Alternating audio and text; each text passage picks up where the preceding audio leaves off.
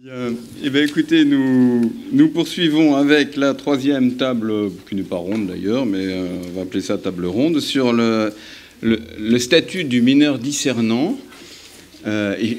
J'y pensais tout à l'heure. En fait, j'avais envie de lui donner un sous-titre qui aurait pu être le sparadrap du capitaine Haddock. Parce qu'en fait, depuis 50 ans, le discernement est dans la loi. Puisque c'est lui qui va déterminer finalement le fait que l'enfant puisse être partie à la procédure. Donc, je n'y reviens pas, mais on sait que c'est une procédure particulière et que cette place de l'enfant, parce que normalement l'enfant est un incapable sur le plan juridique et procédural, pour qu'on donne une place spécifique à l'enfant discernant en matière d'assistance éducative, c'est parce que, par hypothèse, on est dans une situation de défaillance de l'autorité parentale, soit par des actes positifs, soit par des abstentions, soit par des négligences, tout ce qu'on veut. Mais enfin, c'est quand même le postulat de l'assistance éducative. Et donc, il aurait été difficilement concevable que les parents restent, dans le cadre de cette procédure, les représentants légaux de l'enfant. D'où d'ailleurs, enfin voilà, c'est cette pratique, à mon avis, très contestable de voir des parents faire désigner un avocat pour leur enfant. Dans aucune autre procédure, on voit une partie désigner un avocat pour une autre partie. Donc, en tout cas, c'est dans la loi depuis 50 ans, mais jusque-là, le pansement, il est resté collé au doigt. Parce que, dans la réalité, il n'y avait pas vraiment de mise en œuvre des droits qui étaient attachés à cette question du discernement. Quand on y réfléchit, le droit de saisir le juge des enfants, combien d'enfants saisissent le juge depuis 50 ans? Alors, depuis les MNA. Maintenant, il y a les MNA. Mais jusqu'au MNA, ils ont moins le mérite, les MNA, de venir un peu bousculer les habitudes, mais jusqu'au MNA, les saisines du juge par le juge des enfants étaient extrêmement résiduelles. Le juge devait donner à l'enfant, je rappelle, à la première audition, donc l'informer de son droit à se faire assister d'un avocat. Très honnêtement, combien de juges le faisaient? La notification des décisions aux mineurs de plus de 16 ans. Dans combien de cabinets de juges des enfants les dispositifs des décisions étaient notifiés aux mineurs de plus de 16 ans? Le droit d'appel. Combien d'enfants ont fait appel des décisions des juges des enfants? La consultation du dossier, plus récente. Combien d'enfants viennent réellement consulter leur dossier dans les conditions prévues par la loi? Et c'est vrai que quand on reprend un peu tous ces droits attachés à l'enfant capable de discernement, on se dit que, dans l'effectivité en tout cas, finalement, il n'y avait pas grand-chose. Et que, en réalité, il n'y avait pas tellement de différence de traitement entre les enfants discernants et les enfants non discernants, puisque l'un n'exerçait pas ses droits et l'autre n'en avait pas. Le pansement, il s'est décollé récemment, depuis notamment la loi du 7 février 2022, qui permet au juge des enfants de désigner d'office un avocat pour l'enfant discernant et un administrateur ad hoc pour l'enfant non discernant. Donc c'est le choix qui a été opéré par le législateur. Alors peut-être, c'est vrai qu'à la différence de la loi de 2016, qui avait quand même été peut-être un peu plus pensée en amont et concertée, le choix a été fait de la désignation de l'administrateur ad hoc pour l'enfant non discernant, sans qu'on en mesure peut-être toutes les conditions et les effets. Et puis surtout aussi le récent décret sur la notification des décisions à l'enfant discernant.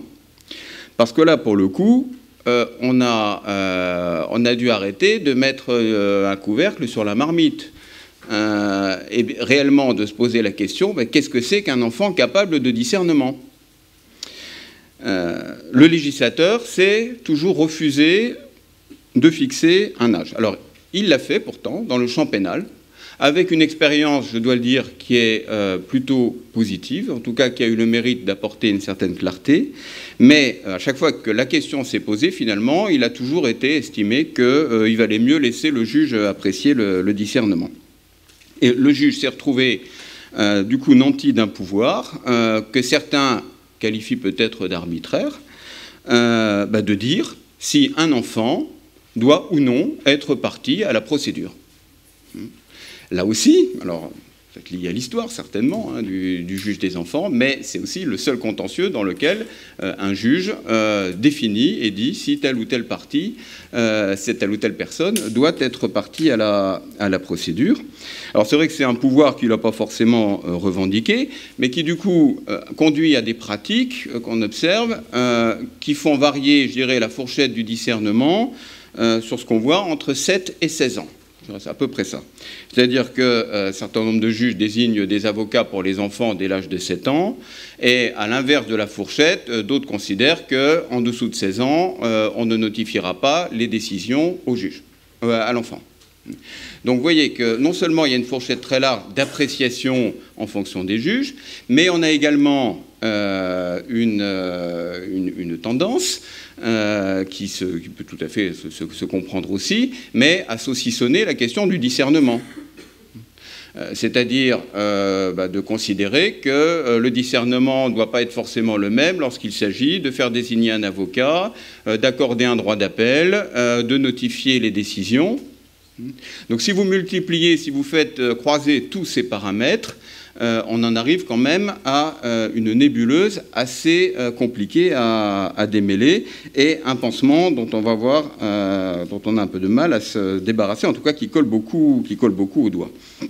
Donc nous allons être très attentifs donc aux pistes, peut-être que pourront nous donner nos intervenants donc, du jour sur leur appréciation de cette question du discernement, qu'est-ce qu'ils en tirent et comment ils font finalement avec le rôle que leur a assigné à chacun le législateur.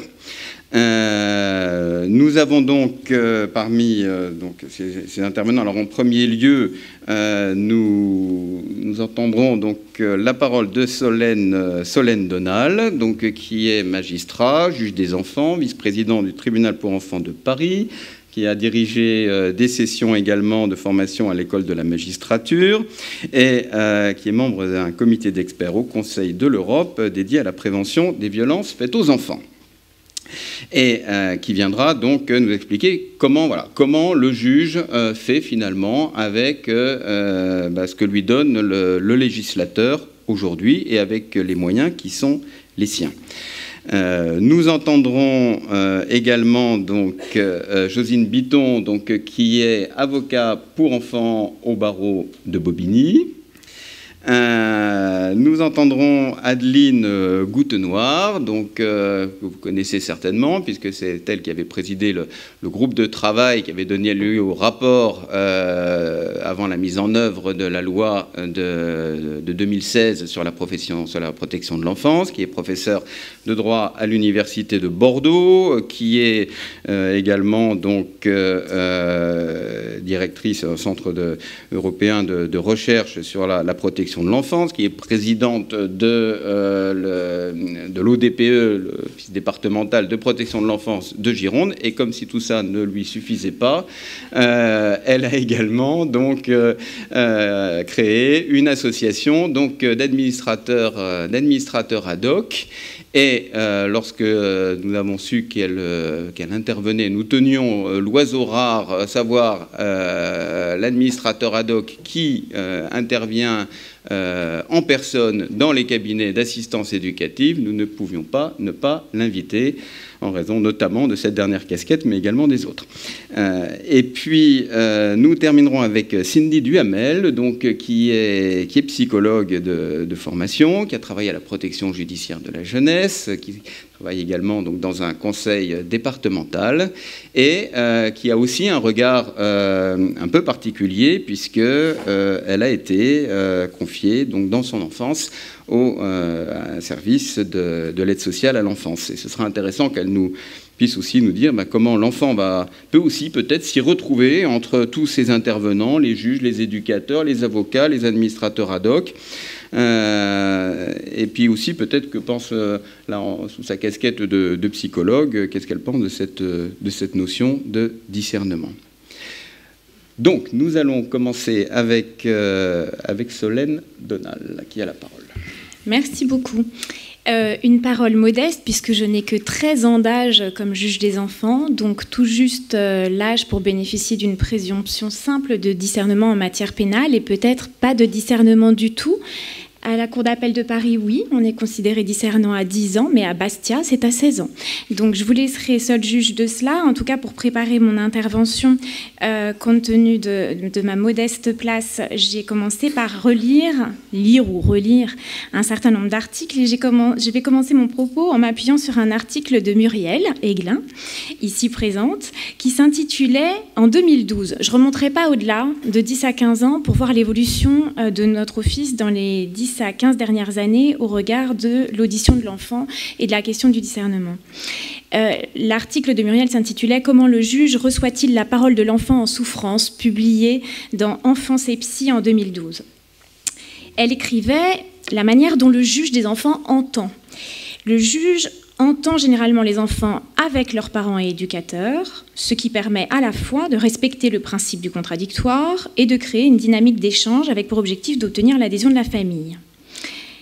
Toutefois, les enfants n'osent pas toujours parler en leur présence ou peuvent être pris dans des conflits de loyauté qui les lient, d'autant plus en présence de leurs parents. Le rôle du juge des enfants étant également de permettre l'expression de l'enfant, il doit nécessairement se demander s'il doit recevoir l'enfant seul et de manière distincte de ses parents. Cette question est délicate, nous disait Muriel. Faut-il le faire systématiquement, quel que soit l'âge de l'enfant ? Une audience en 2 temps est lourde à organiser et peut être réservée aux situations qui paraissent le nécessiter, par exemple quand les enfants en font la demande, quand la situation est conflictuelle, pour les grands adolescents, quand la configuration pousse au silence et que l'expression est difficile. Certains enfants ne souhaitent pas s'exprimer et ce choix doit également être respecté.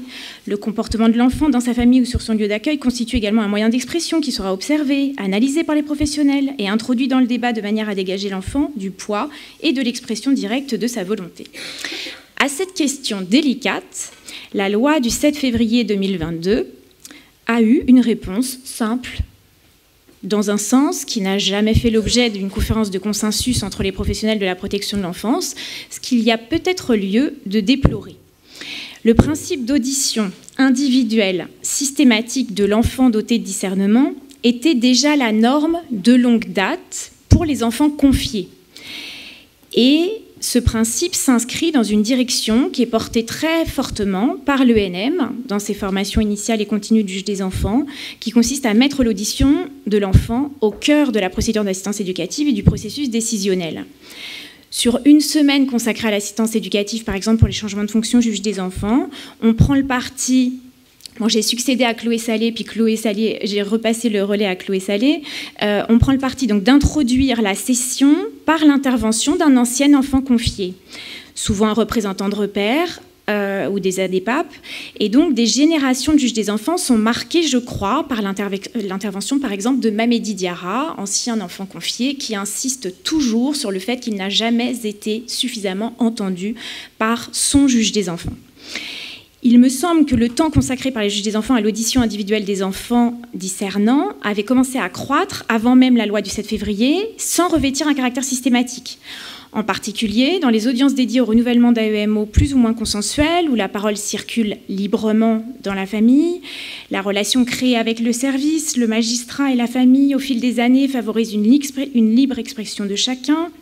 On pouvait ainsi se consacrer pleinement à l'office de recherche d'adhésion et de co-construction avec chaque membre de la famille, co-construction de chaque objectif de travail, de chaque objectif de changement pour pouvoir remédier aux dangers, que ce soit dans le cadre d'un placement ou d'une AEMO.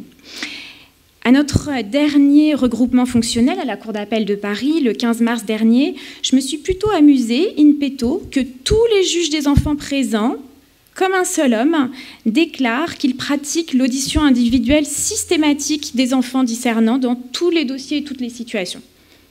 Je n'y crois pas. Je n'y crois pas. En premier lieu, pour une raison de moyens. Parce que les auditions d'enfants, si on ne veut pas les réduire à une formalité, a fortiori celles au cours desquelles on rencontre l'enfant pour la première fois, ne peuvent pas prendre moins de 15 minutes. Et encore 15 minutes, c'est peu. Le temps d'audience ne cesse donc de s'allonger. Or, on n'a pas le droit de négliger le respect du principe du contradictoire, ce qui implique une répétition chronophage de ce qui s'est dit en audition individuelle, et la gestion de l'agenda des cabinets devient un casse-tête. Et tous les jours, j'ai honte de faire tant attendre les enfants, les familles, les services, les avocats, les interprètes. C'est la première raison, mais ce n'est pas la seule. Il y a aussi une question d'opportunité dans des situations bien connues des services et du juge des enfants, où l'enfant vit dans sa famille, où il partage le quotidien de ses parents, où une relation de confiance est créée, où la circulation de la parole à l'audience autour des objectifs de travail est possible. Bah, peut-être c'est cette méthode de travail qui est la plus féconde. Au-delà de l'allongement inexorable du temps d'audience en assistance éducative à moyens constants de greffe et de juge, donc moi j'évalue à un doublement le temps d'audience moyen en une décennie. On était nombreux à faire ça toutes les 45 minutes quand j'ai commencé en 2011, et là maintenant le temps d'audience moyen, je l'évalue à 1h30. Il faut ajouter à ça, donc pour le greffe, le doublement du traitement des dossiers liés au CJPM. Et puis, je m'inquiète d'une chose, c'est que depuis l'entrée en vigueur du CJPM, les UMO nous disent, ils calculent le temps cumulé passé au tribunal chaque mois. Ils nous renvoient ça sans cesse pour dire on passe notre temps à attendre, à être à l'audience, à rédiger des rapports en vue de l'audience, et ce, au détriment du cœur de notre office, l'accompagnement des jeunes et des familles. Et je crains vraiment que les services d'AEMO n'en viennent à déplorer la même chose, et qu'ils viennent à nous dire qu'ils ne peuvent plus consacrer ce temps à l'audience, qui pour moi est un temps de travail. C'est parfois déjà le cas des référents de parcours de l'aide sociale à l'enfance qui sont largement accaparés par des tâches administratives au détriment des sorties accompagnées avec la famille et des déjeuners éducatifs avec l'enfant confié, qui est le cœur de leur travail. Je crains d'autant plus qu'on perde la présence et l'investissement des travailleurs sociaux à l'audience, que l'augmentation des droits formels des parties, l'intervention croissante d'avocats qui n'ont pas toujours une culture partagée de protection de l'enfance, mais parfois au contraire une acculturation par les conflits débattus devant le JAF qui peut nuire à la recherche d'adhésion parfois, nuire à la recherche d'une co-construction des objectifs de travail d'AEMO ou de placement, à telle enseigne que l'audience, donc parfois, n'est plus un débat contradictoire en vue de dégager des objectifs co-construits de travail, mais un débat contradictoire dans lequel on a une fonction arbitrale. C'est souvent le cas dans les dossiers pour lesquels nous sommes saisis sur la base d'un critère de conflit parental extrême. Et je ne suis pas toujours sûre que les enfants y gagnent. Et ça ne veut pas dire que je ne crois pas qu'il faille qu'on soit saisi dans les situations de conflits parentaux extrêmes, parce qu'au contraire, ce sont les enfants qui peuplent les unités de pédopsychiatrie, ce sont les enfants qui tentent de se suicider. Donc bien sûr, on doit être saisi de ces situations. Et puis parfois, derrière un conflit parental extrême, il y a de la maltraitance, il y a de la violence caractérisée. Mais il me semble qu'à travers ce type de situations qui se présentent à nous de manière de plus en plus fréquente, on voit une véritable dérive de notre office. J'ai été interloquée d'apprendre que la FMJF avait débattu il y a quelques semaines de l'opportunité de remettre en cause la capacité de l'un ou l'autre des parents de nous saisir directement. Pour moi, il n'y a pas d'abus de saisine dans la saisine directe par les familles, et même si c'est marginal, il est essentiel de le conserver. Cependant, je constate que quand on a 3, voire 4 avocats à l'audience, a fortiori des avocats qui, encore une fois, sont des avocats qui ont une culture de l'audience devant le juge des affaires familiales et pas une culture de la protection de l'enfance partagée, on parvient plus difficilement à s'extraire d'une conflictualité qui est plus ou moins théâtralisée et qui fait mauvais ménage avec une approche médiation ou la recherche d'un consensus. Dans ces situations, cependant, il me semble que c'est la parole de l'enfant qui nous recentre sur ses propres besoins affectifs pour sortir d'un clivage complètement délétère. L'audition de l'enfant non discernant maintenant. Dans ce même article, Muriel Aiglin rappelait la possibilité pour le juge d'entendre le mineur qui n'a pas encore de discernement au sens de la loi et la pratique répandue qui consiste à recevoir dans son bureau l'ensemble des enfants, quel que soit leur âge, avec leurs parents. Lors d'une toute récente rencontre avec notre service de l'aide sociale à l'enfance, les 16 juges des enfants de Paris ont été collectivement interpellés sur le constat de l'aide sociale à l'enfance, qui est un constat empirique, que nous entendions de moins en moins les enfants non discernants, et notamment les plus jeunes. Cette interpellation nous a tout de suite placés sur la défensive. Cependant, je pense qu'on doit y réfléchir parce que l'allongement des temps d'attente, des temps d'audience, le formalisme de plus en plus grand des audiences laisse peut-être les plus jeunes enfants un peu sur le côté. D'abord pour des raisons purement pratiques, c'est-à-dire que quand on a une audience qui dure au bas mot 2 heures, faire venir un très jeune enfant sur l'heure de la sieste, sur l'heure du goûter, et bien en fait ça ne va pas être possible tout simplement parce qu'on n'aura pas de travailleurs sociaux pour le reconduire sur son lieu de placement en temps utile. Donc ça va devenir une forme de maltraitance institutionnelle. Et je pense que tous les juges des enfants que nous sommes, quelle que soit leur génération et leur ancienneté, sont convaincus que c'est une bonne chose de nommer les éléments de danger, d'expliquer sa décision même à un nourrisson, même à un enfant non verbal. En revanche, on se heurte à des logiques contraires et je pense qu'il est bon aussi d'avoir en tête que les évolutions ne sont pas si aisées. Juste un exemple, j'ai reçu tout récemment une requête avec 9 enfants allophones et une autre avec une famille de 7 enfants. J'ai fait désigner un avocat pour tous les enfants discernants. Ce sont des familles qui sont très opposantes, donc je pense que l'avocat ne pourra préparer l'audience qu'à l'heure de la convocation. J'ai dû renoncer à faire venir les enfants les plus jeunes, car je ne vois pas comment je pourrais les faire attendre au moins 3 heures. Et 3 heures, c'est le temps d'audience. Je l'ai fixé comme ça, je ne sais même pas si cela suffira. L'hypothèse de la désignation systématique pour tout enfant, quel que soit son âge. J'y reviens, c'est une demande forte du CNB. Vous savez que c'est une expérimentation qui a été menée à Nanterre en 2020 par quelques collègues juges des enfants. Je veux y revenir et à partir d'un bilan, parce que je pense qu'il y a pas mal de fantasmes en fait autour de cette expérimentation. Et il y a un article qui fait le bilan de cette expérimentation, un article qui est signé d'Anaïs Vrin, qui est l'une des juges des enfants qui l'avait expérimenté, et Isabelle Clanet-Dilamarny, qui était donc avocate au barreau de Nanterre. On peut le trouver dans la revue Délibérée de 2021. D'abord, elle rappelle le contexte dans lequel cette expérimentation a été menée, qui était le contexte de la crise sanitaire, avec des circonstances locales et temporelles tout à fait particulières, puisqu'il y avait des dysfonctionnements majeurs de l'aide sociale à l'enfance des Hauts-de-Seine qui privaient les enfants confiés et les familles d'interlocuteurs. Il n'y avait plus d'audience en assistance éducative, sauf exception du fait du confinement. Et je rappelle que même après la levée du confinement, on a sacrément réduit la présence des jeunes enfants aux audiences pour des raisons purement sanitaires.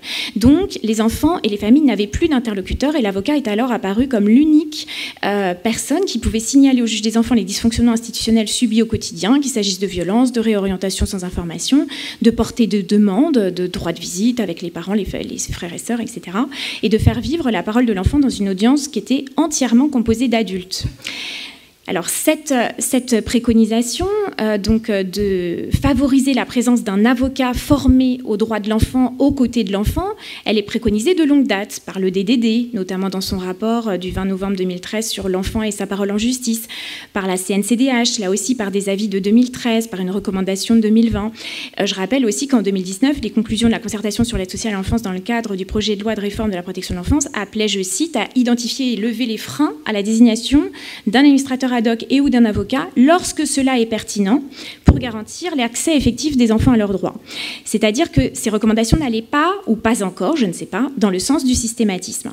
L'expérience de Nanterre donc, a fait choix de s'affranchir complètement de l'article 1186 du Code de procédure civile pour se conformer peut-être davantage aux normes internationales, notamment celles de la Convention internationale des droits de l'enfant et les lignes directrices relatives à la protection de remplacement qui sont les lignes européennes. Cette désignation systématique, elle a des avantages.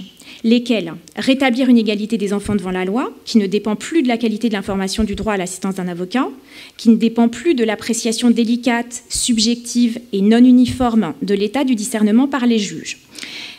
C'est incontestable. Pour les enfants non verbaux, je reconnais humblement que je peine à percevoir quel peut être le mandat de l'avocat d'enfant. Pour de très jeunes enfants qui accèdent au langage verbal, je le comprends. Pour les enfants non verbaux, honnêtement, je le comprends mal. Mais en tout cas, la rupture d'égalité qui tient à la capacité du juge des enfants depuis la loi du 7 février de désigner d'office un avocat pour certains enfants jugés discernants avant toute rencontre ne peut pas être niée. Il y a une insécurité juridique, il y a un risque d'arbitraire en l'état actuel du droit. L'avantage de la désignation systématique, c'est aussi de préparer l'enfant en amont de son audition, et cet argument me semble incontestable, sauf lorsque l'enfant rencontre son avocat 5 minutes avant l'audience, bien sûr. L'avocat de l'enfant est gardien du droit, du respect des délais de convocation, des communications, des rapports. Il n'est pas gardien de la présence du greffier en audience. On a de nombreux avocats d'enfants en audience, pour autant, on n'a pas plus de greffiers. Donc c'est un argument fort en première intention, mais qui ne résiste pas à l'examen sur tous les éléments, et notamment sur la question des moyens. pour moi, il a un rôle déterminant lorsqu'il reste en veille entre deux audiences, quand il peut nous alerter sur une situation particulière entre deux audiences. C'est là une plus-value indéniable, mais ça reste minoritaire, les avocats qui sont en contact avec l'enfant qu'ils assistent entre deux audiences d'assistance éducative, et je le déplore. L'avocat de l'enfant devrait aussi avoir vocation à représenter l'enfant dans toutes les procédures qui le concernent, dans le respect de la Charte nationale de défense des droits de l'enfant adoptée par le CNB le 1er juillet 2017. Et il est vrai aussi que les avocats sont moins mobiles que les juges des enfants, moins mobiles que les travailleurs sociaux, et de ce fait, ils peuvent être dépositaires de l'histoire de l'enfant, jouer un rôle de fil rouge. Là aussi, c'est un argument très fort. Il y a des bénéfices donc à cette expérimentation. Encore une fois, pour les enfants non-verbaux, j'ai du mal à le percevoir. En tout cas, la réécriture du Code de procédure civile n'est pas celle que ses auteurs attendaient. La désignation peut être faite d'office par le juge des enfants, mais pour les enfants discernant seulement et de façon non systématique. On est peut-être dans une phase de transition au milieu du gué. Sur le caractère systématique pour les enfants discernants, sans doute. Sur la question du discernement, je n'en suis pas sûre. Où en est-on aujourd'hui? Il y a des échanges sur le forum enfant, il y a des échanges sur la formation à l'ENM, il y a des pratiques, c'est vrai, très diverses. Je crois quand même qu'il y a un mouvement général d'extension de la demande de désignation d'office d'un avocat par le juge des enfants pour l'enfant discernant, ça c'est clair. La pratique parisienne, elle n'est pas tout à fait uniforme, mais il y a des constantes. Assistance systématique d'un avocat pour les mineurs non accompagnés en demande de placement civil. Là, la question du discernement se pose rarement. Désignation systématique d'avocats pour les mineurs retour de zone, même très jeunes, 5 ans et demi, 6 ans. Tendance à la généralisation de la désignation d'un avocat pour les enfants discernants dans des situations hautement conflictuelles. Éventuellement couplée à l'absence des enfants à l'audience avec les parents. Souvent, les enfants nous demandent de ne plus assister à l'audience avec les parents, ou alors c'est l'avocat qui nous porte cette demande. Donc on n'est plus dans l'organisation antérieure, habituelle de l'audience devant le juge des enfants. Désignation quasi systématique de l'avocat principal intervenant au pénal lorsqu'il existe en parallèle une procédure d'assistance éducative. Donc ça vaut pour les mineurs de 13 ans. Aucune d'entre nous ne désigne d'administrateur ad hoc en assistance éducative. D'une part, faute de vivier de professionnels a fortiori formés en la matière. Tout le monde n'a pas la chance d'avoir Adeline Goutte-Noire. Et d'autre part, pour des raisons de principe, j'en dis juste un mot puisque le temps m'est plus que compté, c'est qu'en l'état, l'administrateur ad hoc donc, ne peut pas déléguer son pouvoir à un avocat, c'est ce que nous a dit la circulaire. Il ne peut pas faire appel. Son périmètre d'intervention reste quand même très confus. Et il me semble que là, on est plus qu'au milieu du gué, que peut-être le législateur n'avait pas complètement réfléchi aux conséquences de ces modifications. Et donc, nous attendons que le périmètre se clarifie. Sur la question de la notification, des jugements aux mineurs dotés de discernement qui a fait revenir la question de l'âge dans nos interrogations. Nous sommes donc toutes réunies, nous avons eu un débat dont il résulte les éléments suivants. Nous avons fait choix de notifier donc tous les jugements in extenso aux mineurs à partir de l'âge de 13 ans par LRAR, bien que la LRAR ne puisse pas être récupérée directement par l'enfant, mais ça, ce n'était peut-être pas à nous d'y réfléchir. Pas par les services, pas par l'avocat, il n'y a pas d'avocat toujours, pas par les services parce qu'on ne délègue pas, et puis il y a quand même un problème, c'est que la notification, c'est le point de départ du délai d'appel. Donc c'est le choix que nous avons fait, mais notre choix, c'est d'avoir découplé la question du discernement de l'enfant pour se voir notifier la décision, pour exercer son droit d'appel et d'autre part pour être entendu. Et sur la question de l'audition de l'enfant, donc on applique tous un âge nettement inférieur sans qu'il y ait une norme absolue, mais je vais devoir raccourcir énormément mon propos car j'aurais encore plein de choses à vous dire sur cette question, mais je ne crois pas, en tout cas moi mon point de vue, c'est qu'il faut articuler la question de l'âge, la question du discernement et la question de la maturité. Dans tous les pays européens, au Canada, il n'y a pas d'âge et la question du discernement ne suffit pas en fait. Donc peut-être une présomption simple de discernement pour être entendu serait une solution qui pourrait être 8 ans, 10 ans. Vous savez que l'âge médian pour être entendu devant le JAF, c'était 10 ans. Je crois qu'on est descendu à 8 ans. Il me semble que nous, on serait plutôt autour de 6 à 8 ans. C'est 7 ans en Écosse, par exemple. Mais ce ne pourrait être qu'une présomption simple qu'il faudrait articuler avec le droit et la libre expression de l'enfant devant le juge des enfants. Je répondrai à vos questions tout à l'heure, puisque le temps qui m'était imparti a expiré.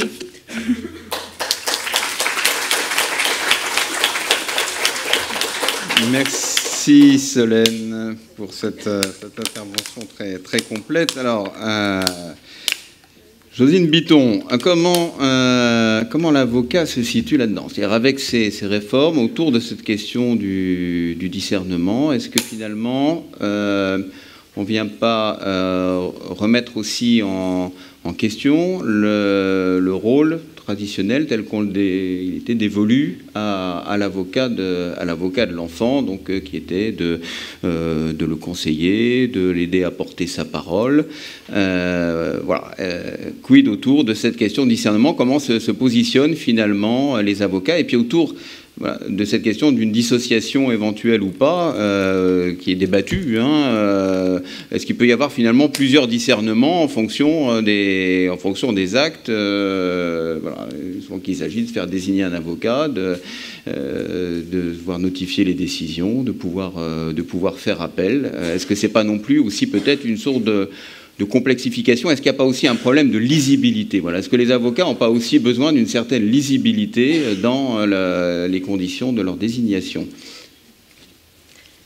Bon, je vais essayer de répondre un petit peu à tout ça, mais je crois qu'il va y avoir des chevauchements avec ce qui a été dit juste avant moi, forcément, nécessairement, puisque l'avocat a été évoqué. C'est vrai qu'en début de journée, j'ai eu très peur, n'entendant pas une seule fois le mot simplement d'avocat, et puis j'étais un petit peu rassurée au fil de l'après-midi, puisque Madame El Haïry, la ministre, l'a évoqué très brièvement et un petit peu à la marge, et puis la précédente table ronde et celle-ci sont un petit peu venues sur ce terrain, ce qui m'a un petit peu rassurée. Alors je vais commencer peut-être par poser un petit peu les termes du débat tels qu'ils m'ont été impartis, puisque l'enfant est au centre de la procédure d'assistance éducative. Pour autant, il est apparu manifestement que sa parole n'a pas toujours été entendue comme il aurait fallu, à telle enseigne que le législateur a été contraint dans la loi de février 2022 de préciser que le juge avait l'obligation, qui paraissait évidente mais qui ne l'était pas forcément, d'entendre l'enfant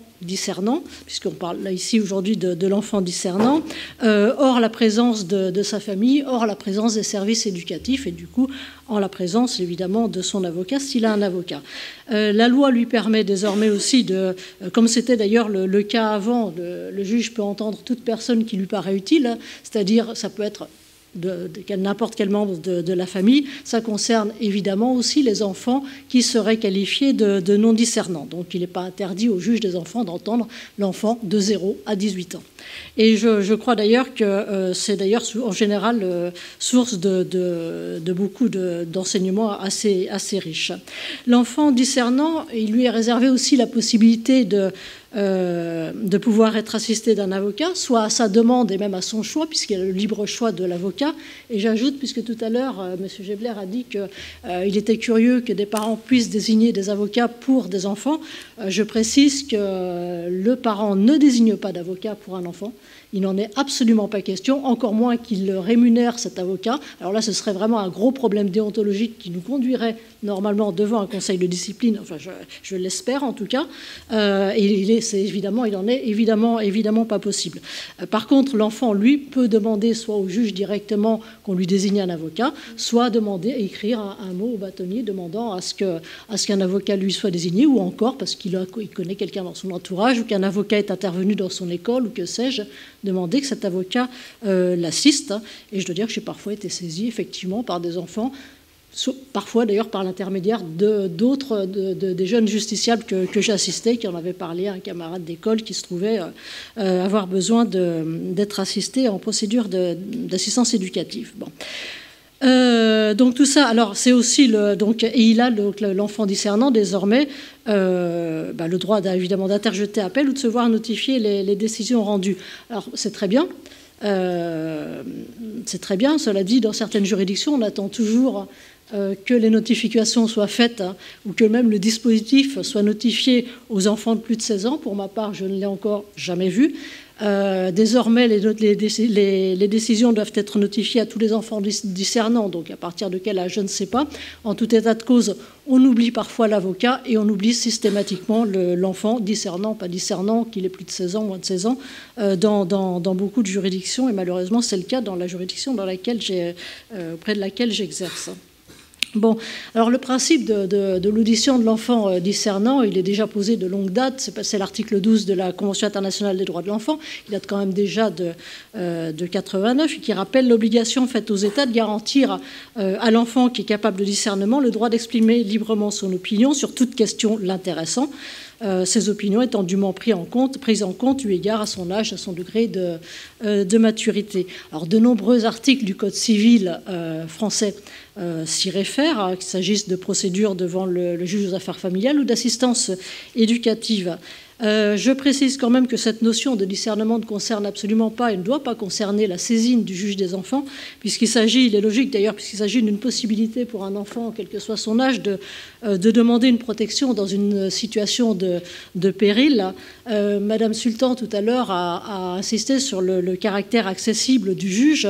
Il doit être accessible à l'avocat, et c'est d'ailleurs ce qui fait d'ailleurs le charme de la justice des mineurs, enfin en tout cas à mon égard, puisque tout le reste de la procédure tente à devenir de plus en plus dématérialisé, à se faire à distance par RPEA. Là, on a encore un vrai lien humain avec les greffiers, avec les magistrats. Mais l'enfant, quel que soit son âge, doit pouvoir, évidemment, ça n'arrive pas très souvent, mais doit pouvoir taper à la porte d'un juge et demander une protection. Je me souviens, moi, d'un très très jeune garçon, qui était peut-être un mineur isolé, je ne sais pas, sans doute, mais arrivé il y a un certain nombre d'années, que j'ai trouvé un soir dans un couloir du tribunal pour enfants et qui avait un post-it avec lui, avec le nom de la procureure de l'époque, hein, et il n'arrivait pas à s'exprimer, et donc je l'ai conduit à cette procureure qui a pris une OPP, qui a essayé de démêler les fils de l'histoire de ce petit garçon, de savoir comment il est arrivé là. En tout cas, il s'était retrouvé dans le hall. Est-ce qu'il avait été déposé, par qui, comment, je n'en sais rien. En tout état de cause,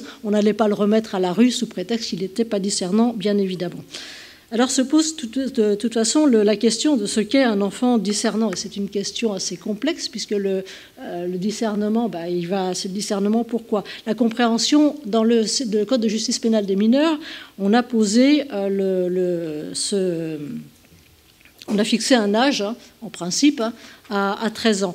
Qui suppose la compréhension de l'acte qui a été commis et des conséquences judiciaires qui vont s'attacher à la résolution de cet acte et à la sanction de cet acte qui a été posé par cet enfant en conflit avec la loi. Mais il s'agit évidemment d'autre chose en assistance éducative. Hein. C'est totalement... un enfant, lorsqu'il est confronté à un juge des enfants en assistance éducative, a une appréhension vraiment tout à fait différente d'un éventuel accueil dans une famille qui ne sera pas la sienne. Il le réclame parfois. Moi, je l'ai vu encore la semaine dernière avec des petites 7 ans qui ne voulaient surtout pas retourner chez leur mère et surtout pas en présence de leur grand frère. Est-ce que c'est ce discernement ? Est-ce que c'est le discernement pour choisir d'acheter un objet, pour choisir de savoir comment ils vont s'habiller ? Enfin, je crois que le discernement, dans tous les cas, est en fonction des cas de figure, et il est bien difficile de l'apprécier d'une même façon, quels que soient ces cas de figure. Et d'ailleurs, j'ajoute quand même qu'on voit assez régulièrement des parents, malheureusement, qui prient par leurs problématiques personnelles, par leurs difficultés psychiques, parfois, me paraissent plus égarés, moins discernants que les jeunes enfants qui sont peut-être pas toujours considérés comme tels parce qu'ils n'ont pas une vision absolument panoramique. Moi, je vois en tout cas des parents très perdus par la procédure, quel qu'il soit d'ailleurs, hein, et quel que soit leur métier, leurs activités. Je vois des cadres parfois qui fassent une procédure d'assistance éducative sont totalement perdus, mais on voit souvent des gens très démunis psychologiquement, culturellement, etc., et qui, en assistance éducative, on pourrait se poser la question de leur discernement s'ils étaient beaucoup plus jeunes. En tout état de cause, le juge des enfants, pour apprécier ce discernement, va devoir, et ses relations avec la famille, la notion de danger, forcément devoir recevoir l'enfant, donc quel que soit, à mon avis, son âge. C'est cette rencontre qui va légitimer le juge auprès de l'enfant, qui ne sera pas considéré là comme un objet, comme un meuble pour lequel on prend des décisions sans même s'intéresser à sa personne. Et quoi qu'il en soit, le choix qui a été fait par le législateur de la possibilité de la désignation d'un administrateur ad hoc pour les enfants que le juge considérerait comme non discernant me paraît pas résoudre vraiment le problème, parce que l'administrateur ad hoc, il est dans la loi actuellement, il est chargé de remplacer des représentants légaux dans l'intérêt de l'enfant lorsque les représentants légaux en question sont défaillants, lorsqu'il y a un conflit d'intérêts. Alors moi je vois très bien à quoi il peut servir en matière de pour un enfant, auprès d'un enfant victime dont les parents viendraient à nier je sais pas moi, le viol, l'agression ou que sais-je, ou quand ça c'est dans le milieu intrafamilial et que les parents ont une difficulté à prendre parti pour l'un ou l'autre des enfants. Enfin bon. Et il peut se poser du coup la question de la désignation d'un administrateur ad hoc. Mais en assistance éducative, ça me paraît beaucoup plus flou. J'ai connu des désignations pour des jeunes enfants d'administrateurs ad hoc qui, au fur et à mesure, qui désignaient un avocat à l'époque, et donc j'ai parfois été cet avocat, et au fil du temps, l'administrateur ad hoc disparaissait un peu de la circulation. Moi, au tout début, j'étais un petit peu embarrassée aussi, ne sachant pas si j'étais l'avocat de l'administrateur ad hoc ou de l'enfant, et mon rôle me paraissait un petit peu flou. Et puis l'administrateur ad hoc, à beau jour, parfois on oubliait de le convoquer.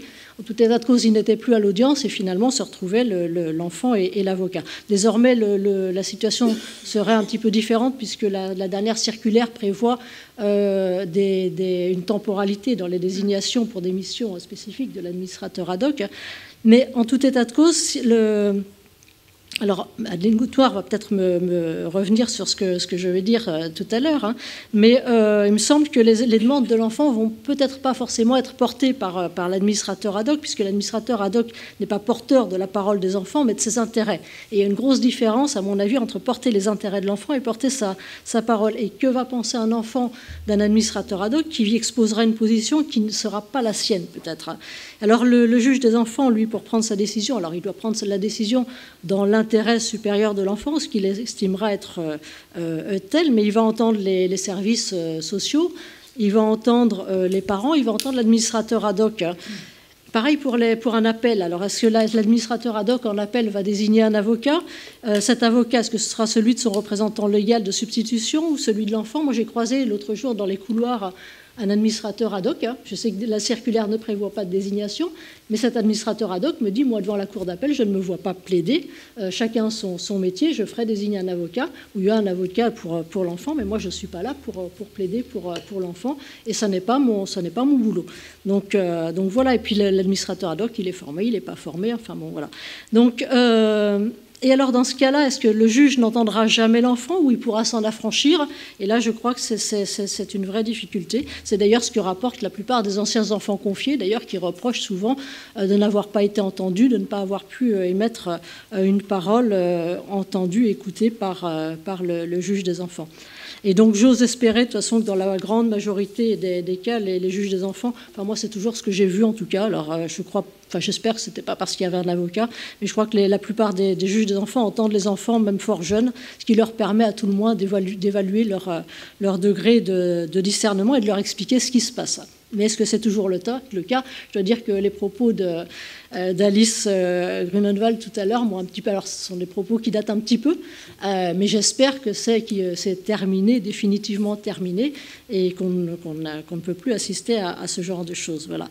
En tout cas, je crois qu'il faut peut-être envisager d'en terminer avec la notion de discernement qui complexifie les choses plus qu'autre chose, qui complique la tâche des uns et des autres, et qui retire à des enfants la possibilité d'être entendus et considérés comme sujet de droit. Et je crois que cette notion de sujet de droit, c'est la grande évolution de la justice des mineurs, et je crois qu'il faut s'arc-bouter sur ça.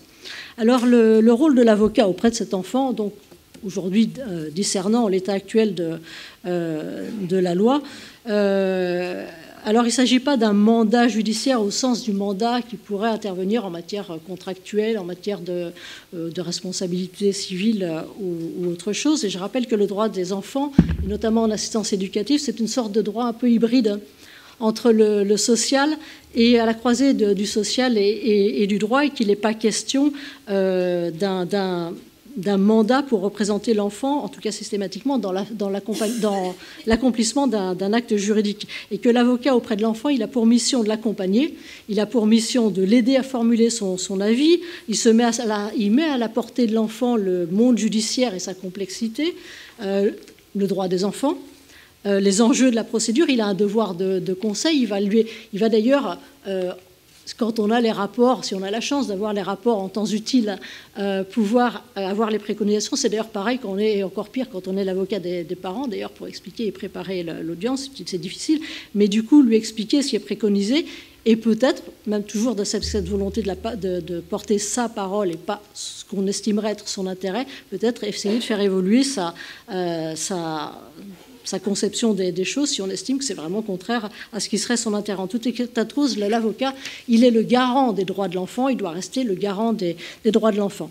Et de ce, quel que ça soit son âge, on se met à sa portée, on est présent aux côtés de l'enfant donc pour s'assurer que la procédure en assistance éducative est bien respectée, qu'elle est contradictoire, éventuellement qu'il y a un greffier à l'audience, alors on peut le soulever. Alors après se pose la question de l'appel ou pas pour faire constater, ça c'est peut-être une manière de faire pression, alors on se dit qu'on va le faire régulièrement et on ne le fait pas toujours parce que je dois dire qu'on est aussi conscient du manque de moyens de la justice et que on laisse parfois tomber cet aspect des choses. Je ne sais pas si on devrait systématiquement.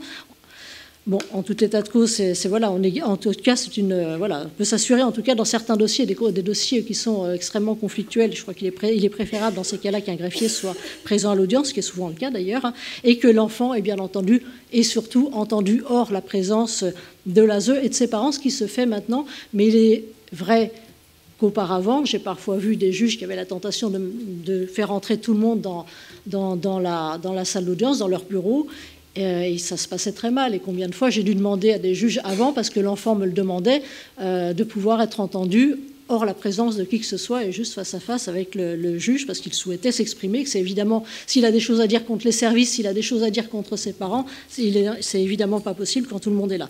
Et je crois que tout ça, bien, ces règles de procédure, il ne s'agit pas d'être procédurier pour être procédurier, mais je crois qu'un certain nombre de règles ont pour vocation d'être des garde-fous, des garanties auxquelles il me paraît qu'il ne faut surtout pas renoncer. Elles peuvent être garantes d'un surcroît d'humanité en tout état de cause et d'une protection contre l'arbitraire peut-être ou la tentation de l'arbitraire d'un juge qui pourrait aussi être très isolé parce que c'est sans doute pas facile dans certains cas de se retrouver face à certains dossiers très, très complexes.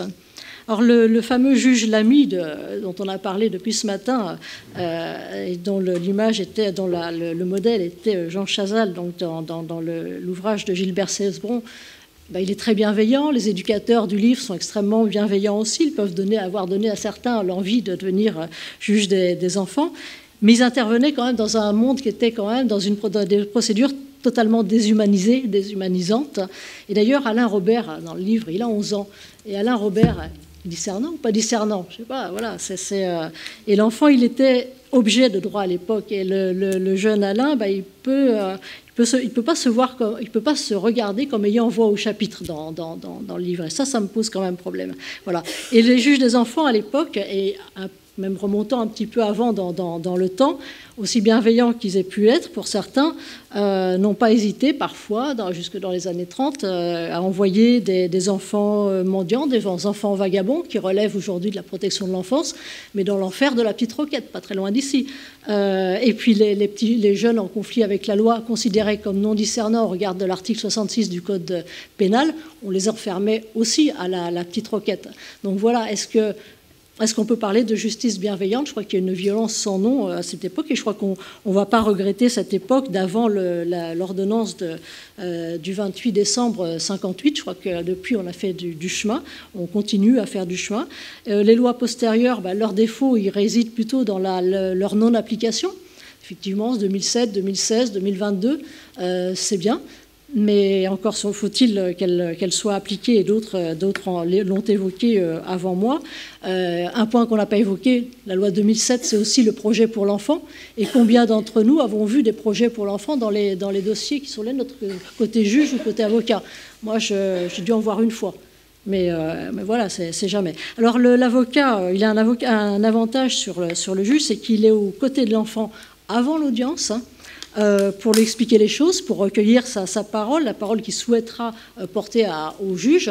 l'avocat lui rappelle qu'il est aussi tenu à un secret professionnel et que l'enfant peut lui dire des choses qu'il ne souhaite pas qu'on rapporte au juge. Bon, ça arrive assez rarement, mais ils aiment bien généralement entendre qu'il y a un secret professionnel aussi, que ça les concerne aussi, et qu'ils sont, voilà, et ça les grandit, ça leur donne confiance en eux. Ça, je crois en général, ça plaît quand même. Voilà.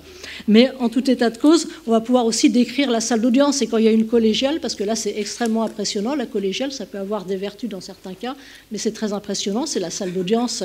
Et moi, dans ces cas-là, je vais montrer la salle d'audience aux enfants, leur expliquer où sera le procureur de la République, les magistrats, qui fait quoi, et puis leur dire que cette salle, habituellement, elle sert aux enfants qui ont pu commettre des délits, enfin, que, voilà, mais qu'on ne leur reproche rien. J'ai vu des enfants, moi, qui est très craintif dans cette salle, dans cette grande salle, à l'idée que peut-être le juge allait leur reprocher quelque chose ou allait crier. Je ne sais pas pourquoi ils avaient imaginé un juge les grondant, peut-être le juge paternaliste des années 40 dont on parlait tout à l'heure, je ne sais pas. L'avocat, donc, il est aussi aux côtés de l'enfant. C'est une présence qui peut être rassurante à l'audience parce que le juge, c'est une personne qui est un petit peu impressionnante. C'est lui qui va prendre la décision, donc c'est impressionnant. Et il va l'aider à former ses desiderata parce que souvent, moi, je m'aperçois qu'il nous a dit des choses en dehors de l'audience avant, et puis que devant le juge, il oublie la moitié. Et il oublie beaucoup de choses, mais qui sont extrêmement importantes pour lui. Par exemple, le fait que depuis un an, il n'a pas vu ses frères et sœurs, qu'il aimerait bien voir ses frères et sœurs. On s'aperçoit que ça n'a toujours pas été mis en place, parce que généralement, le juge avait demandé que les services fassent le nécessaire, ce n'est pas toujours le cas, ou qu'il a envie de partir en vacances avec l'assistante familiale au Maroc, ou que sais-je. Et l'aide sociale à l'enfance ne voit pas qui était au courant, parfois dans certains cas, ne voit pas toujours l'intérêt de tout ça, c'est de la simple administration de la justice. Et donc voilà, ça permet d'aider l'enfant à la sortie de l'audience pour s'assurer que la décision a bien été comprise. J'ajoute que l'avocat, il est aussi joignable après, entre deux mesures, puisque l'enfant, lui, voit son juge, mais au mieux, sauf incident, une fois par an. L'avocat, il est joignable à tout moment. Et dernièrement, j'ai une jeune fille, alors là, largement discernante, elle a une quinzaine d'années, mais qui m'a appelé pour me dire qu'elle fuguait de là où elle était placée. Et elle me demandait d'en informer le juge pour que le juge sache où la joindre si on voulait la joindre. Voilà. Et en lui faisant passer aussi le message que, quel que soit l'endroit où on s'aviserait de la placer, elle fuguerait de la même façon. Je me suis chargée de passer le message à la juge. Bon, voilà, on peut aussi aller le voir sur son lieu de placement ou sur son lieu scolaire. Moi, ça m'arrive régulièrement, et d'ailleurs, c'est assez bien, aussi bien par les éducateurs d'ailleurs que par les enfants. Voilà, il y a aussi, bon, je vais passer sur d'autres exemples que je voulais évoquer, mais tant pis, on manque que de temps.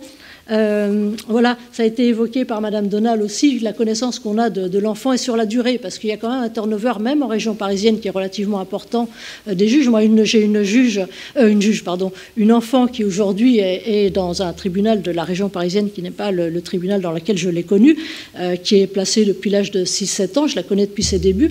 Elle en est à son 7e juge actuellement.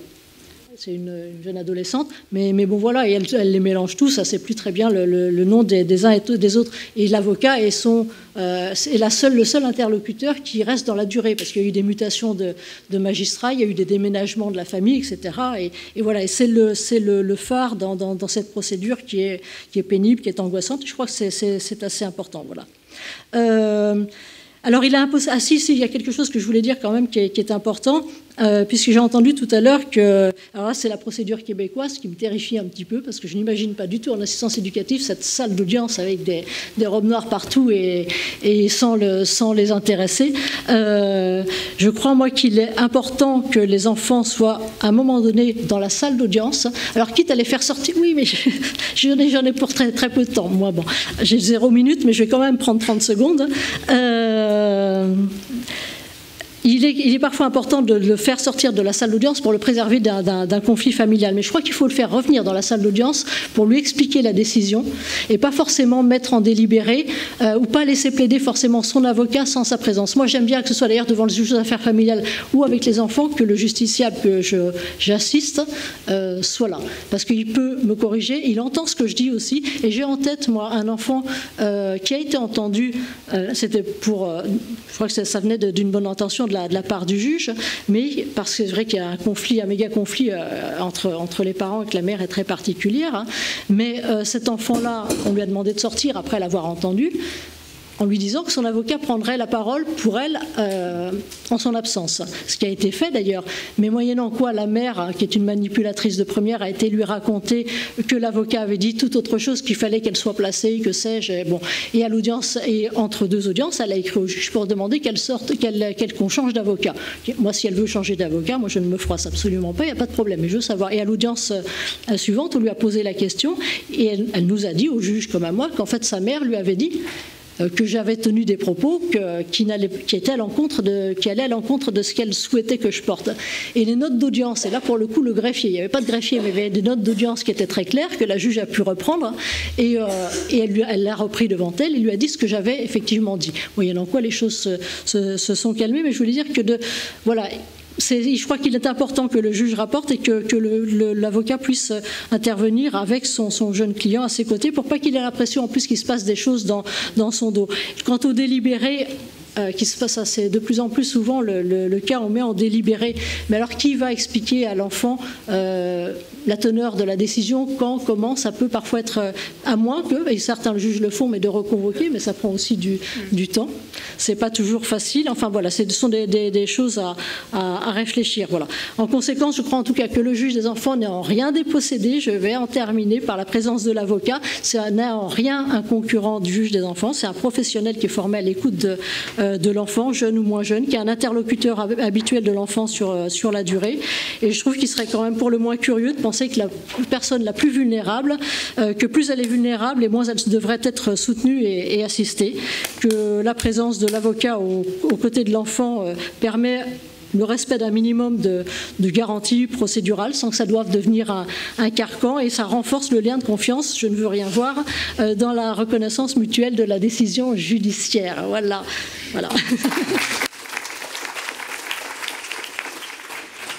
Merci Josine Bitton. Alors, Adeline Goutenoir a dû entendre avec intérêt ce qui s'est dit.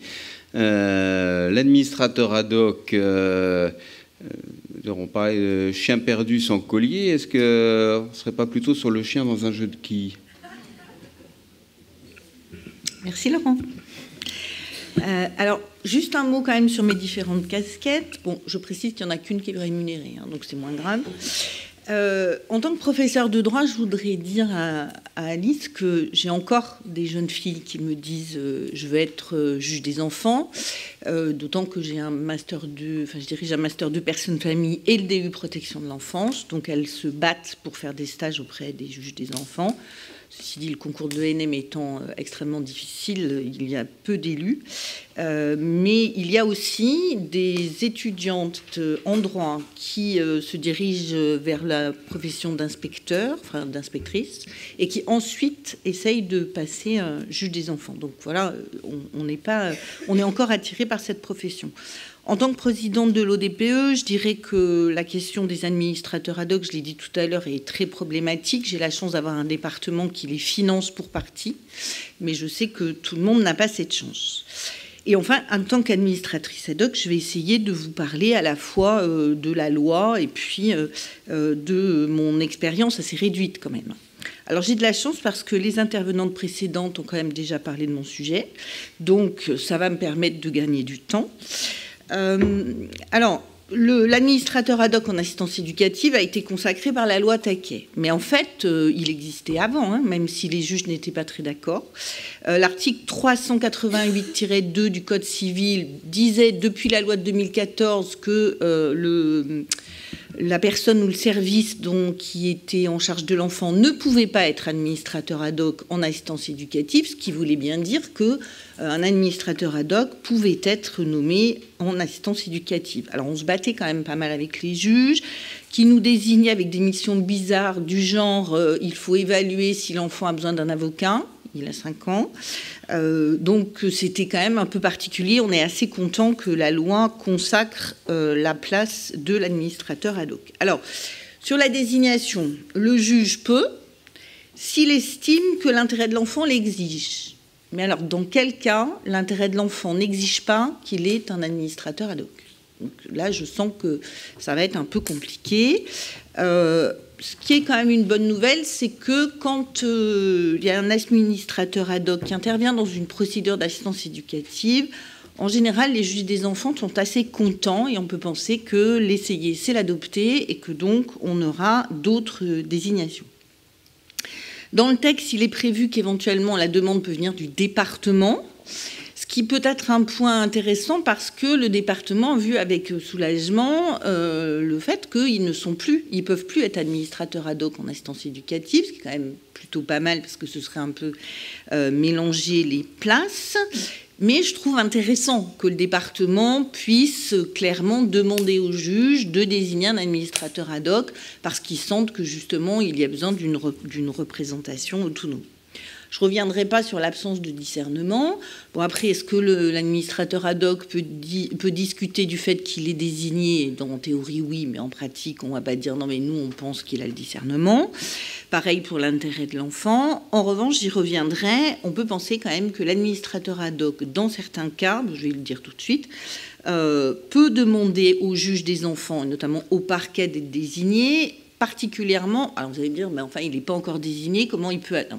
Alors, c'est dans l'hypothèse où il y a une procédure pénale en parallèle, où il y a un administrateur ad hoc qui est désigné à l'enfant dans le cadre de la procédure pénale, et dans ce cas, on peut faire passer le message en disant ce serait bien qu'il y ait aussi un administrateur, que le même administrateur ad hoc représente l'enfant en assistance éducative, comme il y a un avocat unique, il me semble que ce serait intéressant d'avoir un administrateur ad hoc unique et quand l'enfant n'est pas discernant, qu'il soit présent dans les deux procédures.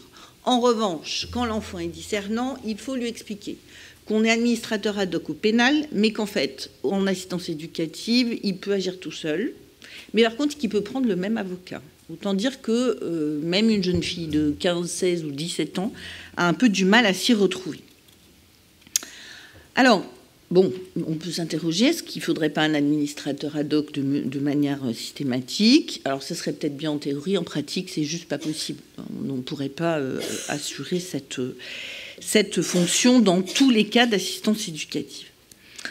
Alors, je ne vais pas non plus développer certains points, puisqu'il y a un excellent article de Laurent Gebler dans la pochette qui vous explique tout bien comme il faut, la circulaire, tout ça. Donc moi, je vais un peu partir dans tous les sens. Oui, je reviens sur la désignation systématique. Quand même, dans l'assistance éducative, par hypothèse, on a un conflit entre l'enfant et les parents, un conflit d'intérêts. Donc, il me semble quand même que, de toute façon, sur le fondement du texte général, on pourrait considérer que l'administrateur ad hoc doit intervenir de manière systématique, en tout cas plus fréquente. Alors, qu'est-ce que l'administrateur vient faire dans cette audience d'assistance éducative où on le regarde quand même un peu de travers?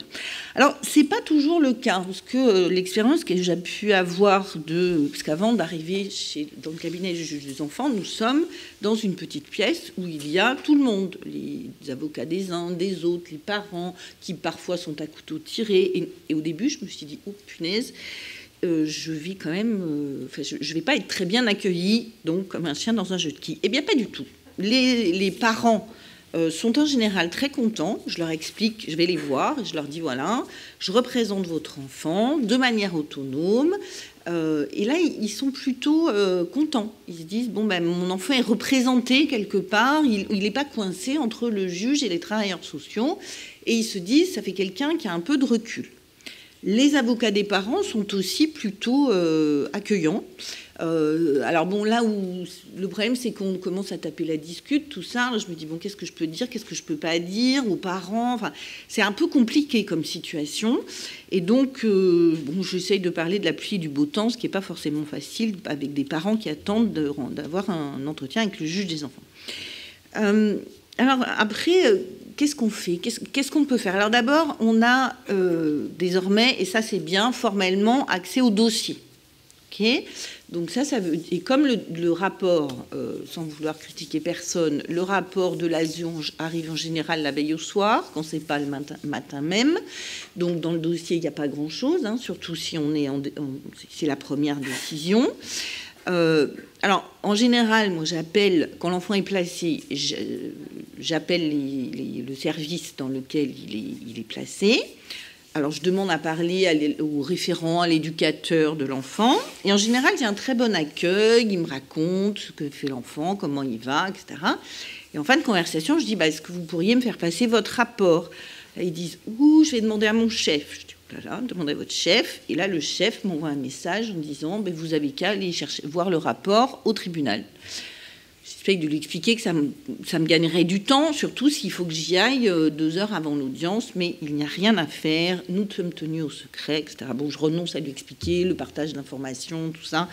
Je dis, mais c'est pas grave, j'irai voir le dossier au tribunal. Donc ça, c'est un des problèmes, nous, qu'on a soulevé à Bordeaux, en disant au département, faites passer le message que le rapport est envoyé dès lors qu'il va être envoyé au juge. Et pourquoi nous, on ne pourrait pas l'avoir et voilà. Parce que surtout, en plus, il faut prendre des notes. Moi, quand je vois un dossier comme ça, je me dis, mais... Donc, je lis que le rapport, en fait, ce qui n'est pas forcément une bonne chose. Alors, qu'est-ce qu'on fait? Qu'est-ce qu'on doit faire? Qu'est-ce que c'est que notre mission? Alors, dans le décret ou la loi ou la circulaire, je ne sais plus, on nous dit, vous pouvez aller voir le dossier, on peut vous notifier la décision, vous pouvez, etc., etc. Mais c'est tout. Donc, en fait, on est passif. On reçoit, on a accès à tous les éléments, mais on n'a pas de... La question, c'est qu'est-ce qu'on en fait? Alors, la pratique, mais personne finalement, il n'y a pas de texte. En pratique, le juge des enfants nous reçoit à l'audience. On est à l'audience avec tout le monde. Alors, quand vous avez plutôt fréquenté les universités et où tout est bien policé, tout ça, une audience devant le juge des enfants, c'est quand même un peu spécial. Hein. On se dit, alors surtout, je ne sais pas pourquoi les juges en général vous mettent entre les 2 parents.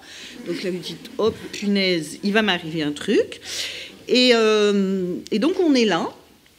Et je suis d'accord avec ce qui a été dit. Hein, on représente l'intérêt de l'enfant, pas sa parole. En même temps, comme il n'a pas de discernement, il parle pas. Enfin, je veux dire, après, il peut s'exprimer. Donc moi, quand je peux, je vais voir les enfants sur leur lieu de placement. Mais des enfants petits, par hypothèse. Et donc, je trouve qu'on peut s'habituer, se former sur l'état, sur l'écoute des enfants, mais moi, j'ai vraiment un problème sur qu'est-ce que je dois leur dire. Qu'est-ce que je peux poser comme question? Est-ce que je parle de leur mère ou de leur maman? Donc, moi, je parle que de leur mère ou de leur père. Parce que compte tenu de la situation, le côté maman douce, etc., ça me paraît un peu... voilà, au pénal, c'est pareil. Je veux dire, dans la même phrase, ton papa t'a violé, c'est pas possible, quoi. Donc, je parle de la mère et du père. Les enfants comprennent très bien. Hein. D'ailleurs, ils ont un problème, eux, de dénomination. J'ai vu un petit garçon qui me disait, moi, je parle de maman Juliette, qui est son assistante familiale, et puis maman Séverine, qui est ma mère, tu vois. Je dis, oui, je comprends très bien. Il me dit, mais le problème, c'est que ma mère, ça ne lui plaît pas du tout, hein, parce que la dernière fois, elle m'a hurlé dessus pendant le droit de visite. Bonjour, le droit de visite. Donc justement, c'était la question se poser de est-ce qu'on maintient la suppression du droit de visite? C'est bizarre comme phrase, mais le droit de visite avait été supprimé en urgence et il y avait une audience devant le juge des enfants pour savoir si on devait maintenir le droit de visite ou pas. Donc moi, je vais voir ces petits garçons, il y en avait 2, il y en a un qui a fait une crise psychotique pendant que j'y étais, l'éducateur a dû l'emmener, enfin bon, bref. Donc c'est quand même un peu éprouvant, tout ça. Et donc, je voulais demander à cet enfant ce qu'il pensait un peu du droit de visite. Je tournais autour du pot, puis à un moment, je lui ai dit, alors, est-ce que tu veux continuer à voir ta mère ou pas? Il m'a dit non. Ok, très bien. Et donc, je suis allée à l'audience, et donc, là, on est là, et puis, à un moment donné, le juge nous dit, Madame Coutenoir, qu'est-ce que vous avez à dire? Et là, pour cette affaire-là, je me rappelle, cette maman, elle était habillée en jaune bien pétant. Et je me dis, il faut que je le dise, en fait. Je dis, voilà, écoutez, compte tenu de ce qu'il y a dans le rapport, compte tenu du fait que ce que je lis, c'est que l'enfant est très bien dans sa famille d'accueil, que ça se passe super bien, et qui dit que les droits de visite se passent très mal. Il faut dire que quand même, la mère lui avait envoyé un paquet de bonbons à la figure, à cause du fait qu'il appelait sa famille d'accueil maman Juliette. Je l'ai dit. J'ai dit, moi, je pense qu'en effet, il faut supprimer les droits de visite, et c'est aussi l'opinion de moi, un des enfants. J'étais très mal à dire ça. Enfin, je me disais, mais est-ce que c'est ta place? Est-ce que tu as le droit? Enfin, visiblement, les textes m'accordent ce droit, donc ça me rassure plutôt. Mais je trouve que c'est une position délicate parce qu'on est entre... Alors, on a de très bonnes relations avec les services. En général, on va dans le même sens. Pour l'instant, ça ne m'est pas arrivé de dire, moi, je ne suis pas d'accord, je ne regarde pas mes SMS mailers, moi, je ne suis pas d'accord avec ce que disent les services sociaux. Enfin, et je pense que j'aurais du mal. Alors, certes, j'ai une position d'autonomie, mais en même temps, qui je suis, finalement... en tant que professeur de droit, pour dire que l'intérêt de l'enfant, c'est de lever un placement, l'enfant ne m'ayant rien dit, parce que par hypothèse, il n'est pas discernant. Est-ce que je dois demander au juge de l'entendre ou pas, alors même que par hypothèse, il n'est pas discernant, puisque je suis désignée? C'est quand même très complexe. Je pense que tout ça mérite d'être discuté avec les différents acteurs, les juges des enfants, les avocats. Alors, parlons de l'avocat. L'avocat et l'administrateur ad hoc, pour être un sujet d'article. En fait, moi, je pense que maintenant, le texte est clair, c'est ou l'un ou l'autre. Si l'avocat, si l'administrateur ad hoc n'a pas à désigner d'avocat, il faut qu'il y aille tout seul, même si ce n'est pas très facile. À un moment donné, on a discuté entre nous et on s'est dit, il faut que l'avocat, il faut nommer un avocat si l'administrateur ad hoc fait appel. Bon, maintenant, l'administrateur ad hoc ne peut plus faire appel, donc ça règle la question. Pardonnez-moi, mais je ne vois pas bien à quoi servirait un avocat, puisqu'il est censé porter la parole de l'enfant, alors que l'administrateur ad hoc parle de son intérêt. Après, peut-être qu'il y a des situations où ce serait bien d'avoir un avocat. Alors, en revanche, quand on est au pénal, qu'on représente un enfant qui est discernant, parce qu'au pénal, on représente des enfants discernants, d'accord ? Parce que de toute façon, ils ne peuvent pas agir eux-mêmes. Entre parenthèses, peut-être faudrait-il réfléchir à la capacité du mineur victime de 16 à 18 ans d'agir lui-même, d'avoir la capacité pour agir. Il l'a en assistance éducative, il l'a s'il est auteur. Par contre, quand il est victime, on considère qu'il est totalement incapable jusqu'à 18 ans et qu'à la rigueur, un administrateur ad hoc peut lui imposer des choses du genre huis clos, pas huis clos, dommage et intérêt, pas dommage et intérêt.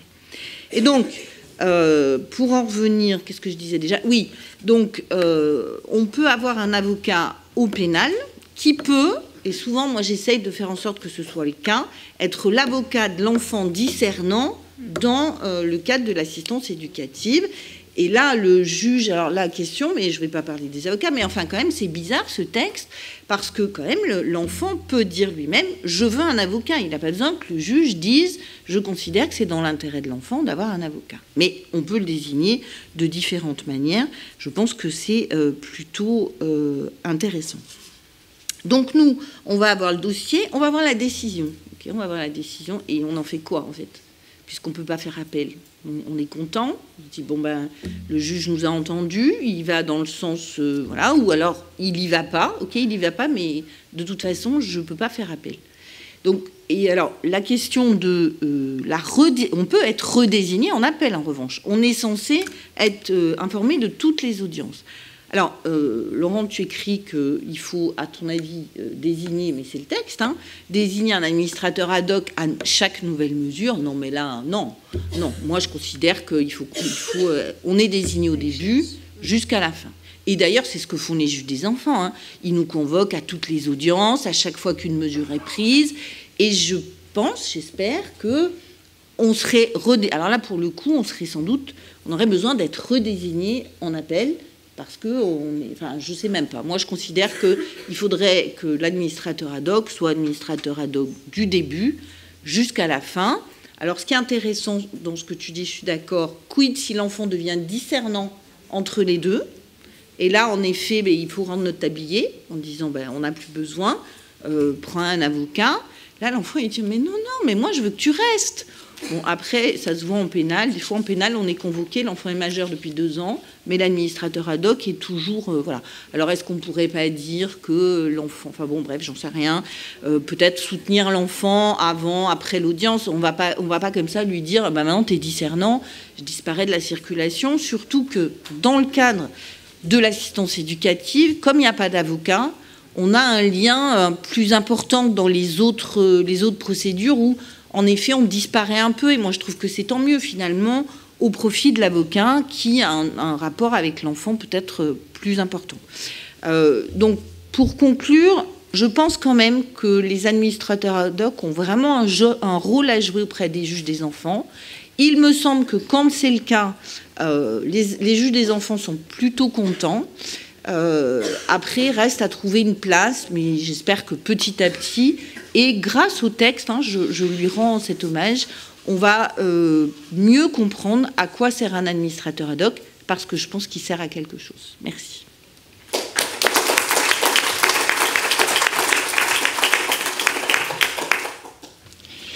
Alors, Cindy Duhamel, l'enfant, il s'y retrouve dans tout ça? Je ne sais pas si je vais plomber l'ambiance. J'aurais peut-être dû introduire, en fait, ce que je pourrais vous apporter des éléments d'éclairage plus sympathiques pour dire que le temps dont je vais parler est certainement révolu. Enfin, en tout cas, je l'espère. Je remercie évidemment vivement l'Association des magistrats de la jeunesse et de la famille de m'avoir invité à ce colloque. Évidemment, je suis ravie d'avoir pu participer et entendre tout ce qui s'est dit aujourd'hui. C'est extrêmement riche et je vois qu'il y a encore beaucoup de choses sur lesquelles on peut réfléchir ensemble. Et donc, j'ai décidé d'écrire parce que quand on parle de soi, c'est pas si simple. Voilà, j'aurais pu parler de psychologie et du discernement sous cet angle uniquement, ça aurait été beaucoup plus aisé pour moi. Mais du coup, je vais suivre le fil de mon écriture pour essayer de vous partager en fait une partie des réponses à ces questions. Donc je suis Cindy Duhamel, j'ai 44 ans et je suis là pour évoquer donc l'enfant discernant, mais plutôt mettre en perspective effectivement la certaine évolution de ses droits et tout au moins interroger. Alors cette fois-ci, je vais faire un peu différemment. Je ne vais pas vous parler de mes différentes casquettes parce que on dit souvent comme ça, mais je vais vous prêter mes différentes lunettes plutôt. Et je me suis dit que pour discuter de cette notion de discernement et la manière dont elle influence en fait les décisions que vous prenez pour l'enfant, objet ou sujet de droit, c'était plus intéressant en fait de prendre, alors mes lunettes je ne sais pas aujourd'hui du coup, mais mes yeux entre guillemets, puisque j'ai oublié mes lunettes. Donc je suis une ancienne enfant confiée, comme vous l'avez dit, à l'aide sociale à l'enfance. Alors derrière ce terme, il y a beaucoup de réalités, en réalité très différentes. Mais donc je suis arrivée assez tardivement à l'adolescence dans ce parcours. Je suis devenue psychologue et j'ai travaillé une dizaine d'années à la protection judiciaire de la jeunesse. Et j'ai rejoint assez récemment, il y a 4 ans maintenant, une collectivité guidée toujours par le souhait d'améliorer et de contribuer à cette politique publique extrêmement complexe dont on parle depuis ce matin, de la protection de l'enfance. Je dirige aujourd'hui une cellule qui est chargée de contrôler et d'inspecter les services de protection de l'enfance. Et donc, j'ai bien entendu tout ce que vous avez dit aujourd'hui. Et j'ai un œil particulièrement vigilant aussi sur le droit des usagers sous cet angle-là. Donc, par rapport à ces lunettes, et pour essayer de structurer un peu le propos, parce que vous le savez autant que moi, la réalité dépasse souvent la fiction, donc je n'ai pas envie de faire de la dramaturgie. Je vais essayer de retracer simplement ce parcours à travers quelques décisions, pour certaines qui ont été des décisions judiciaires, et qui ont été prises dans ma situation, et je vous laisserai l'opportunité d'interroger si elles ont été prises et guidées par mon seul intérêt. Ça reste une question.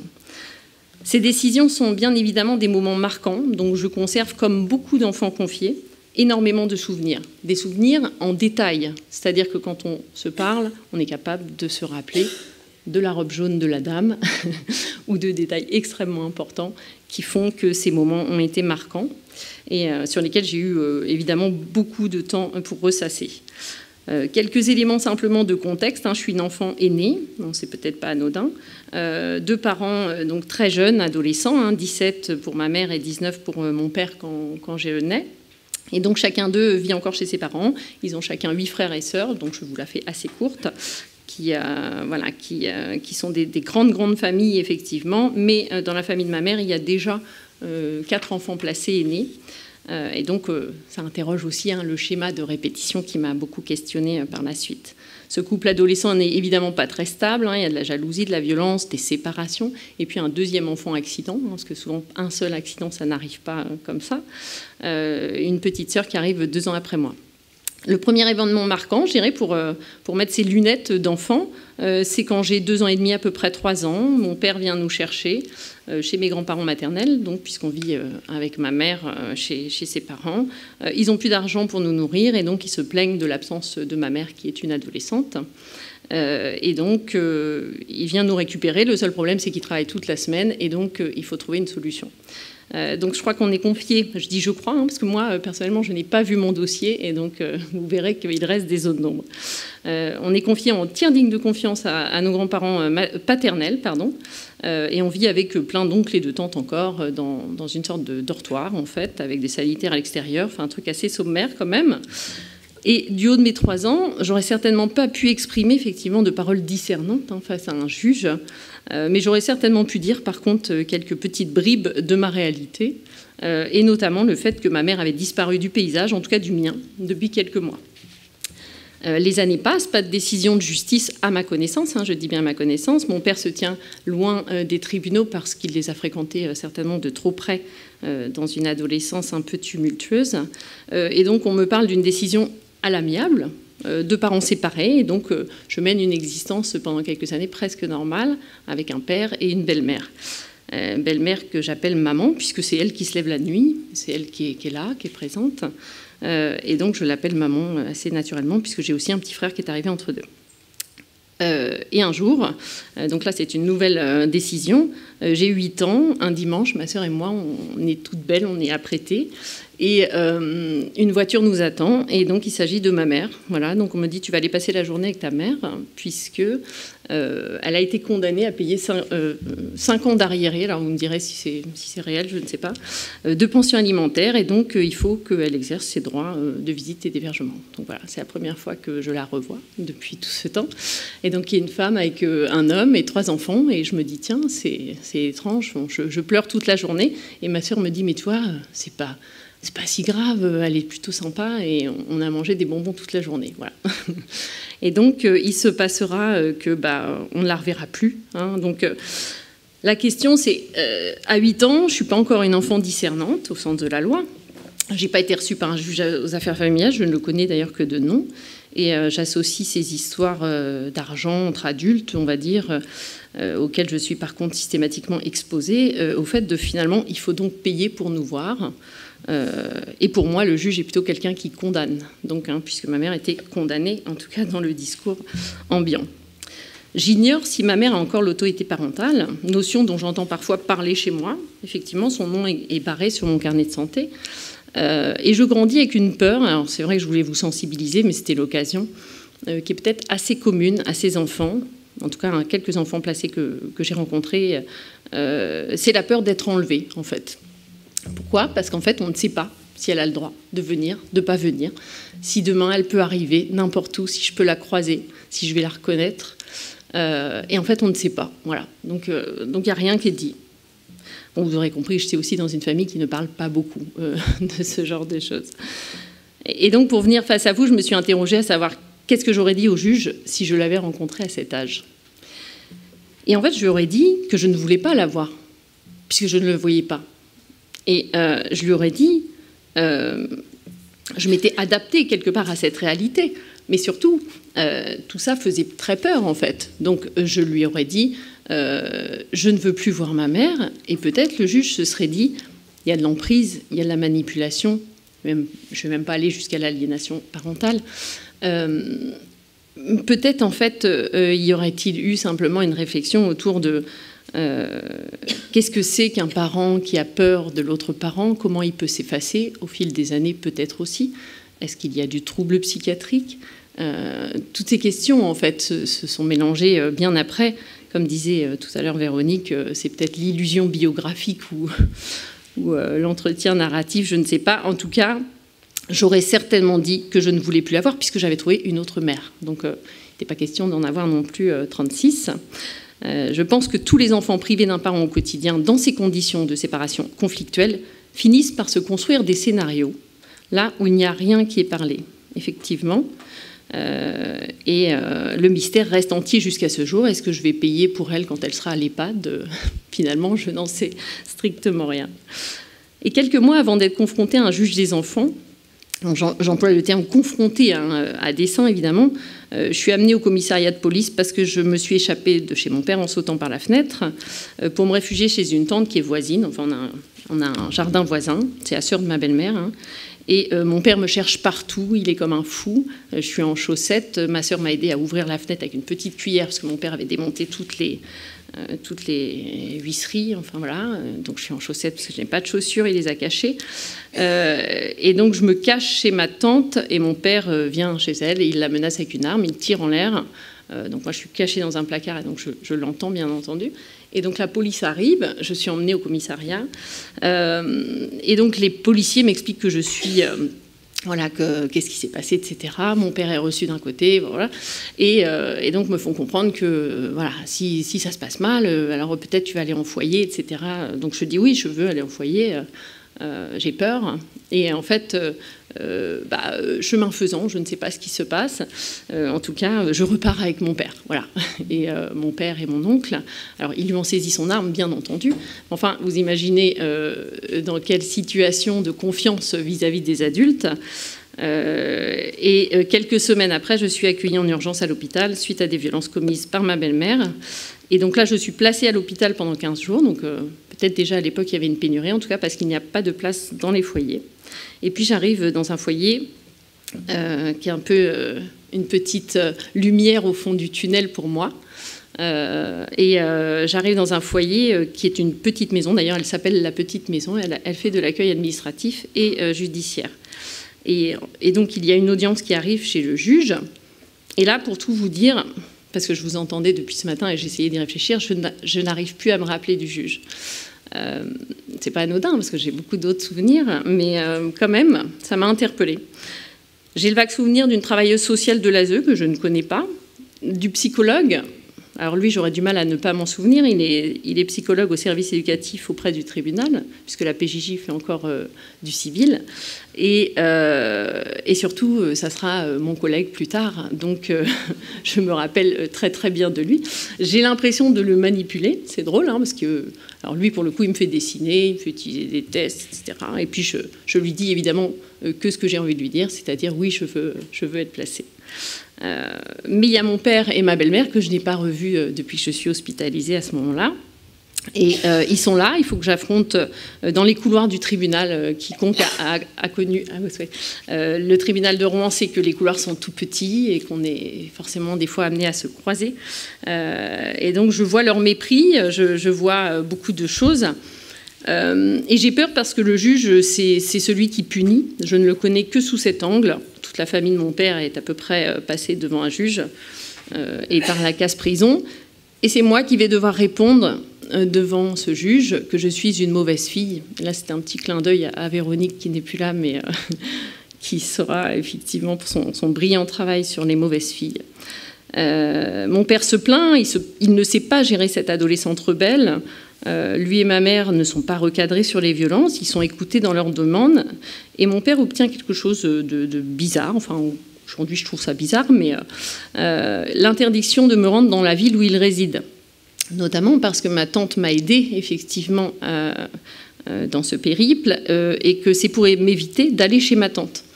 Ce qui va me priver évidemment de ma sœur et de mon frère pendant quelques années, en tout cas avant que ma sœur n'arrive elle-même à l'aide sociale à l'enfance. Et donc mon père écrit au juge pour m'interdire des sorties, signe pas les documents, je ne peux pas faire le voyage scolaire en Ukraine avec mes compagnons de seconde en classe de russe. Et puis il obtient des droits de visite et d'hébergement évidemment, auxquels je refuserai de me soumettre pendant tout mon placement. Je ne serai jamais reçue de nouveau par le juge, je ne sais pas pourquoi, mais je devrais résister en permanence à l'insistance des professionnels de l'aide sociale à l'enfance qui sont inconsciemment habités par l'idéal familial de ces liens de sang, sans me permettre de digérer ma colère et ma souffrance. J'avais 14 ans, j'avais donc l'âge du discernement, au sens juridique du terme, celui nécessaire pour comprendre les conséquences de ce qui se passe, mais je n'ai pu réellement dire devant le juge, devant mon père, ma belle-mère, tout ce que je ressentais. Et quand j'accepte par défaut d'aller en foyer, je suis certes discernante, mais par contre je n'ai aucune espèce d'idée de ce qui m'attend en réalité après. Le discernement attendu était-il, et je vous pose la question, celui de mesurer mon refus de retourner chez mon père, me faisant d'une certaine manière porter la responsabilité et les conséquences de cette décision de placement?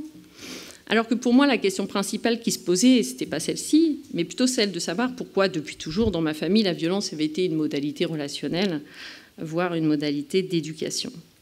Alors que dire de la violence des décisions qui sont prises au fil de l'eau, sans même prendre en compte la parole de l'enfant, celle que j'ai été, celle d'autres enfants aussi? Aurait-il fallu attendre que je passe à l'acte pour l'entendre? Comme j'arrive au terme du temps qui m'est imparti, j'ai même pas eu le panneau. Je vous laisse aisément comprendre le lien qui a guidé ensuite mes choix, ma pratique, ma posture professionnelle, en choisissant d'abord de travailler avec des jeunes adolescents, des adolescents délinquants, délinquance à laquelle j'étais assignée, bien évidemment, par mon père, à laquelle j'ai échappé. Alors, je ne sais pas vraiment par quel miracle, mais j'en ai une vague idée quand même, quelques professionnels, les rencontres, des belles choses qui se passent, néanmoins, dans ces institutions. Ce ne sera pas le cas de ma sœur, ce ne sera pas le cas de beaucoup des gens que j'ai croisés en foyer, malgré tout. Et je me suis toujours attachée à laisser une place pour entendre ce que les jeunes avaient à dire, à décrypter aussi ce qu'ils ne pouvaient pas dire, mais ce qu'ils montraient, à les accompagner dans la mise en sens de leurs actes, qui sont déjà des messages à l'adresse de l'autre. Alors cette notion de discernement m'interroge. À quoi répond-elle? Est-ce un critère réellement important pour savoir si on doit recevoir, entendre et parler à un enfant pour prendre des décisions qui le concernent?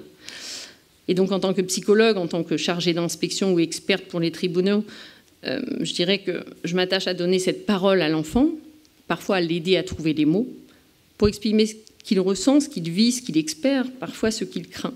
Mais tout ça, tout cela, ne reflète jamais que sa réalité. Mais peut-on se passer de s'y confronter à cette réalité pour prétendre l'aider à trouver les ressources en lui, autour de lui, pour continuer d'avancer? Alors j'ai souvent écrit dans les rapports, même si j'ai eu la chance de rencontrer beaucoup d'entre vous, des juges des enfants qui reçoivent les enfants. J'ai souvent écrit dans les rapports, il faut recevoir l'enfant seul. L'enfant ne souhaite pas être confronté à son agresseur, qui est aussi son parent. Il convient de convoquer les parents un autre jour, voilà, parce que l'enfant doit s'exprimer sans crainte. Tout ce que les collègues ont dit, donc je trouve que ça se rejoint bien. Toutes ces précautions, je les prends toujours, convaincue de l'importance de considérer cette parole sans lui faire dire autre chose que ce qu'elle raconte. Il nous faudra la resituer dans le contexte plus large du système familial ou institutionnel dans lequel l'enfant évolue, savoir apprécier l'expression des angoisses et des besoins de l'enfant. Je vous pose cette question. Est-ce qu'on ne se trompe pas en considérant ce seul prisme du discernement comme condition à la rencontre avec le juge? Discernement mal défini qui doit mêler la maturité supposée, les capacités de compréhension, d'anticipation corrélées à un âge alors qu'il est gage d'une parole plus fiable, plus assurée pour le juge qui doit prendre des décisions.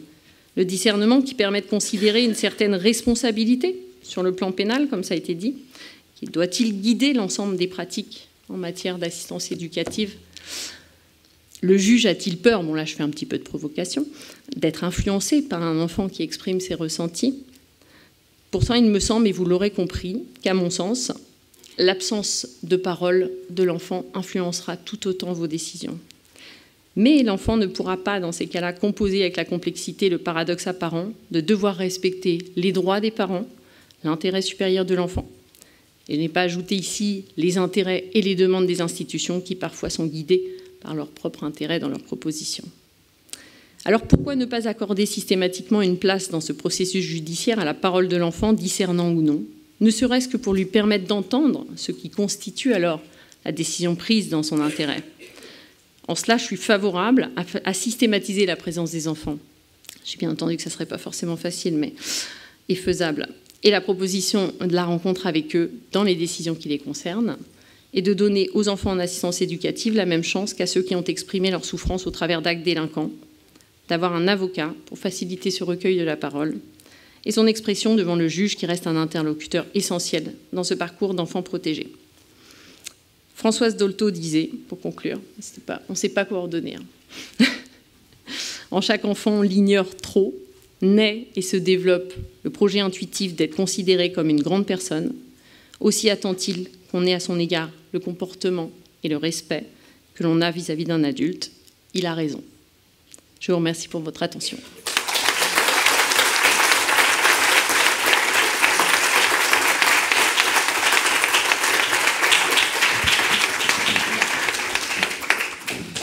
Quelques questions?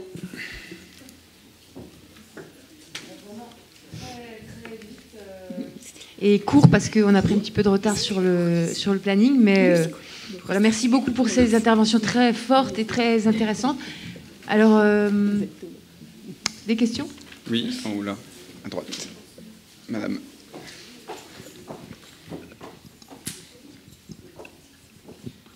Oui, ça marche, oui. Bonjour, Stéphanie Hébrard, je suis juge aux affaires familiales. Forcément, l'audition de l'enfant, la question du discernement aussi, c'est une question qui nous occupe aussi beaucoup, les juges aux affaires familiales.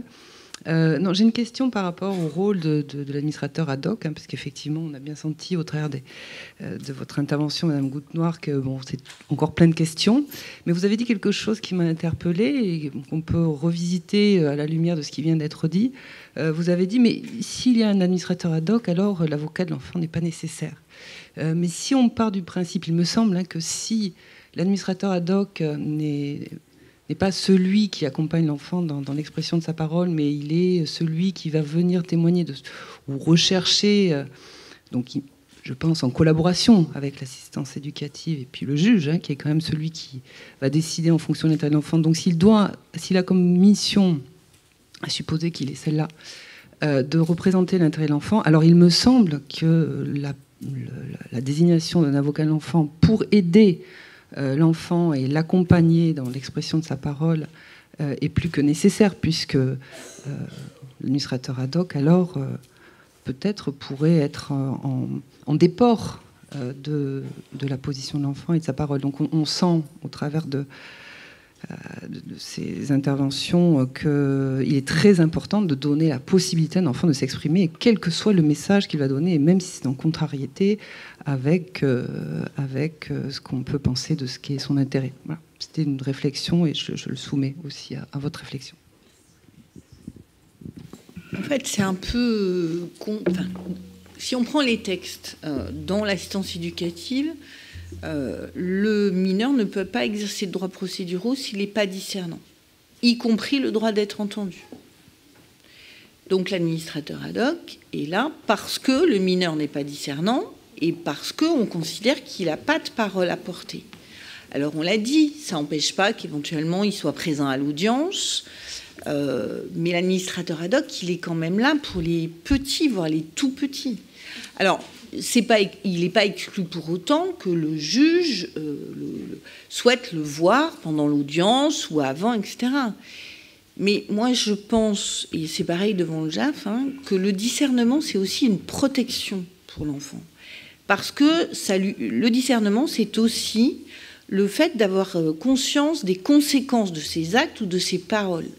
Et quand un enfant n'est pas discernant, il peut dire des choses qui ne sont pas fondamentalement ce qu'il veut ou ce qu'il attend. Et donc, oui, on peut en penser ce qu'on veut. Je pense que l'administrateur ad hoc est désigné dans une hypothèse où l'enfant n'est pas entendu, où on considère qu'il n'a pas de parole, je dis entre guillemets, où il n'a pas de parole exprimable devant le juge, puisque sinon... on considère effectivement, c'est alternatif dans le texte, c'est ou l'un ou l'autre. Alors après, ça ne veut pas dire que l'administrateur ad hoc ne va pas rencontrer l'enfant. Après, s'il a 6 mois ou moins de 2 ans, enfin moi je ne vais pas y aller s'il a moins de 4-5 ans. Voilà. Peut-être qu'il peut exprimer des choses avec son corps, etc. Mais dans ce cas-là, c'est un psychologue, à mon avis, qui est plus à même de recueillir la façon dont l'enfant se comporte. Alors, j'entends que certains juges, et sans doute ont-ils raison, veulent voir l'enfant et les parents pour voir comment l'enfant se comporte avec ses parents. D'accord, mais là, c'est pas sa parole, c'est sa façon d'être. Je pense que c'est pas la même chose. Je pense, oui, qu'en dessous d'un certain âge, l'enfant ne peut pas être entendu au sens de la loi. Et donc, non, il n'y a pas besoin d'un avocat pour porter une parole dont la loi considère qu'il n'a pas. J'entends que ça peut être choquant, mais c'est comme ça que la loi Taquel a entendu quand il a dit s'il est discernant, un avocat, s'il n'est pas discernant, un administrateur ad hoc. Encore une fois, ça ne veut pas dire pour autant qu'on n'essaiera pas de savoir comment l'enfant, quelle est la relation que l'enfant a avec ses parents, ce qu'il en pense, etc. Mais on trouvera un autre moyen. Moi, je trouve cette table ronde extrêmement intéressante parce que ça vient montrer aussi qu'on ne comprend pas du tout tous les règles de la même manière par rapport à la loi. Parce que, par exemple, pour le coup, nous, à Saint-Étienne, on a justement considéré que c'était pour entendre des enfants non discernants, pour les accompagner qu'il était intéressant d'avoir un administrateur ad hoc dans la mesure où, dans le texte, en l'occurrence, aujourd'hui, on ne peut pas désigner un avocat. Je ne me prononce pas sur le fait de savoir s'il faudrait pouvoir en désigner un ou pas. Pourquoi pas, hein. En tout cas, moi, je m'aperçois que de mois en mois, je change ma vision des choses depuis cette loi. Et notamment, nous, on a plutôt décidé, non pas d'aller vers l'avocat systématique, mais notre première approche, ça a été de systématiquement désigner maintenant un avocat pour un mineur. Alors, au départ, on avait fixé plutôt 10 ans, puis avec la notification, on a fixé plutôt 13 ans de manière systématique, mais en pouvant aller à partir de 10 ans, pour des enfants dont on envisageait le placement ou pour lesquels il y avait une ordonnance de placement provisoire. Et le fait de me mettre à désigner des avocats d'office, eh ben, il n'y a jamais une seule fois où je me suis dit c'était pas utile. Jamais une seule fois.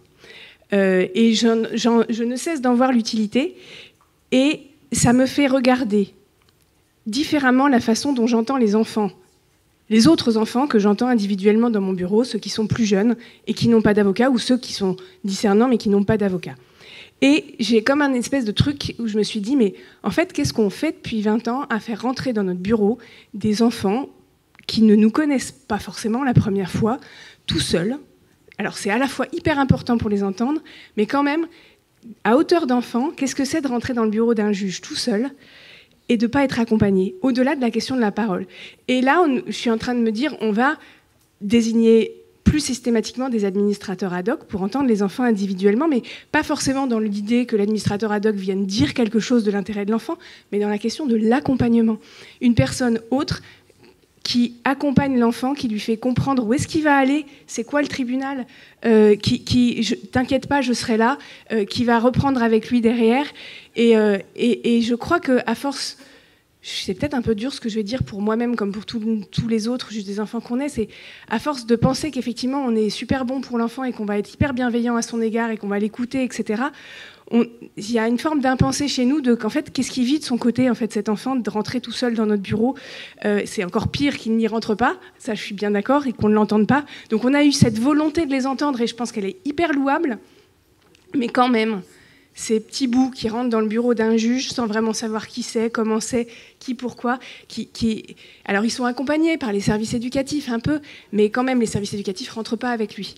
Et ça c'est important, et moi j'y tiens parce que c'est vrai que la parole de l'enfant, si on veut, je trouve ça bien qu'il ne soit pas avec ni le service éducatif ni son parent. Mais voilà, moi je m'interroge de plus en plus sur la question de l'accompagnement des enfants, et alors avocat, administrateur ad hoc en fonction de l'âge. En tout cas, ce qui est sûr, c'est que, et alors aussi sur la question d'entendre, moi je considère que l'audition de l'enfant, on peut auditionner, le texte nous permet d'auditionner des enfants non discernants. Donc pour moi, la question du discernement, c'est vrai que nous, on a du coup pris toutes les règles, la récente, l'appel, la notification, etc., l'avocat pour des mineurs discernants, et on s'est dit, pour les non discernants, bien sûr on continue de les entendre, mais l'accompagnement, ce serait plutôt un administrateur ad hoc. Voilà, on a fait composer comme ça avec le texte de loi. Si le texte de loi nous avait permis de mettre des avocats, on aurait dit des avocats, il n'y a pas de problème, mais on n'a vraiment pas considéré que l'audition de l'enfant, qu'il y avait une nécessité forcément de considérer le mineur discernant pour l'auditionner. Je voudrais juste, je profite d'avoir le micro, insister sur le fait que, en fait, ce texte nous a tous conduits à nous re-questionner sur le sens de l'audition de l'enfant. Parce qu'on nous impose une audition individuelle de l'enfant capable de discernement comme partie à la procédure, avec un rôle procédural. Mais tous les autres enfants qu'on entend, y compris les nourrissons, je ne sais pas s'il faut appeler ça entendre, mais qu'on reçoit et qu'on écoute, ou qu'on observe, ou avec lesquels on interagit, ou qu'on accompagne par nos paroles. Et en fait, c'est beaucoup du travail d'explication où on baigne de l'enfant dans une parole pour qu'il puisse mettre du sens sur ce qui lui arrive un petit peu. Et en fait, c'est très important qu'on en échange dans les tribunaux parce que sinon, il y a la tentation de se dire on a l'obligation pour les enfants capables de discernement, donc pour les autres, on peut s'en passer. Et je pense que ça, ce serait vraiment dangereux. Et je le dis parce que j'ai vu à un moment sur le forum des juges des enfants des échanges un peu en ce sens-là. Alors, les collègues ont réagi en disant non... mais quand même, il y a eu des interrogations et c'est bien de se poser la question. Juste, je réponds une seconde. Pour dire que je suis tout à fait d'accord avec vous. Le juge peut entendre un enfant, de toute façon c'est écrit, il peut entendre toute personne, etc. Je crois que l'administrateur ad hoc a pour mission d'abord éventuellement de dire ce qu'il pense de l'audition, en disant, voilà, je pense que là, il est très perturbé, etc., comme vous dites. Et puis après, de l'accompagner, mais je ne suis pas certaine que les juges acceptent de faire rentrer les administrateurs ad hoc dans leur bureau. Il peut dire, je l'entends tout seul. Et...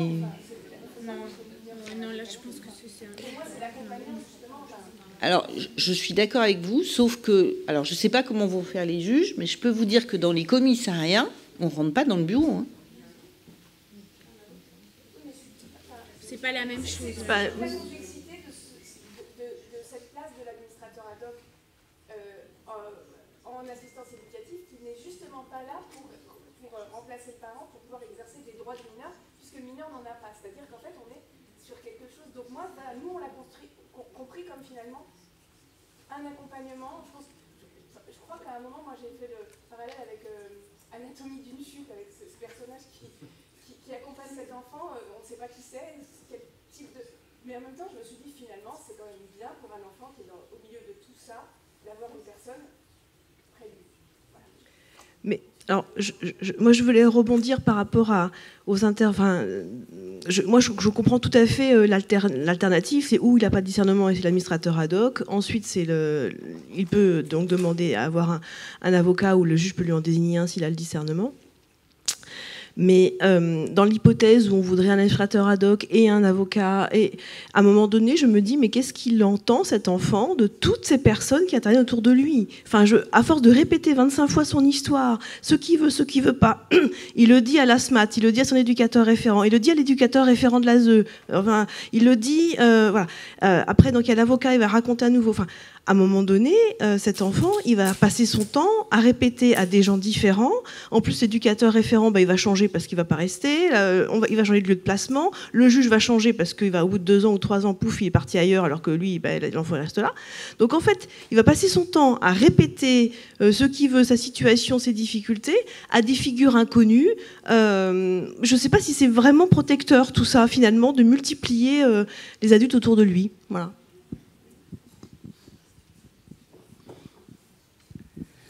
Moi, je suis désolée, je vais être un tout petit peu poil à gratter à nouveau. Et je reviens sur la question des moyens. Simplement, si on raisonne de façon systémique, si on a en moyenne 700 enfants suivis par cabinet du juge des enfants, ça voudrait dire que pour tous les enfants, il y a un administrateur ad hoc ou un avocat.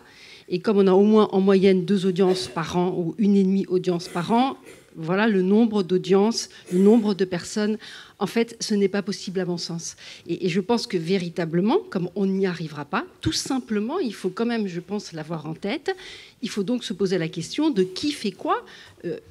En effet, le juge des enfants, probablement, ne doit pas tout faire, ne peut pas tout faire, hormis la question de la subsidiarité, de réduire le nombre de dossiers plus administratifs, d'accord. Il restera toujours une part de judiciaire, même si on réduit de moitié, on a toujours 350 enfants, 3 audiences par année, peut-être plus d'audiences. Si on fait ce que dit Alice, c'est qu'on arrive à audiencer chaque fois qu'on devrait audiencer pour assurer le contradictoire. Donc on n'y arrive toujours pas. Et moi, ce que j'ai entendu, madame, c'est que vous n'avez pas été informé, qu'on ne vous a pas dit les choses, on ne vous a pas écouté, mais on ne vous a pas parlé. Il n'y a pas que le juge des enfants qui peut le faire bien. En effet, peut-être qu'il faut que d'autres le fassent dans d'autres espaces, donc on modifie encore une fois l'office du juge des enfants. Et cette audience ne sera plus l'alpha et l'oméga, et il y en aura d'autres qui le feront très très bien.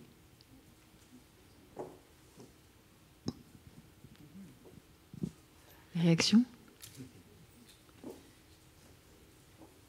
Oui, je pense qu'il y a 2 choses, effectivement, entre signifier les choses, pouvoir les expliquer, auquel cas ça ne peut pas revenir au seul juge. Mais c'est vrai que l'audience, c'est un temps encore très fort, symbolique, dans lequel il se joue beaucoup de choses.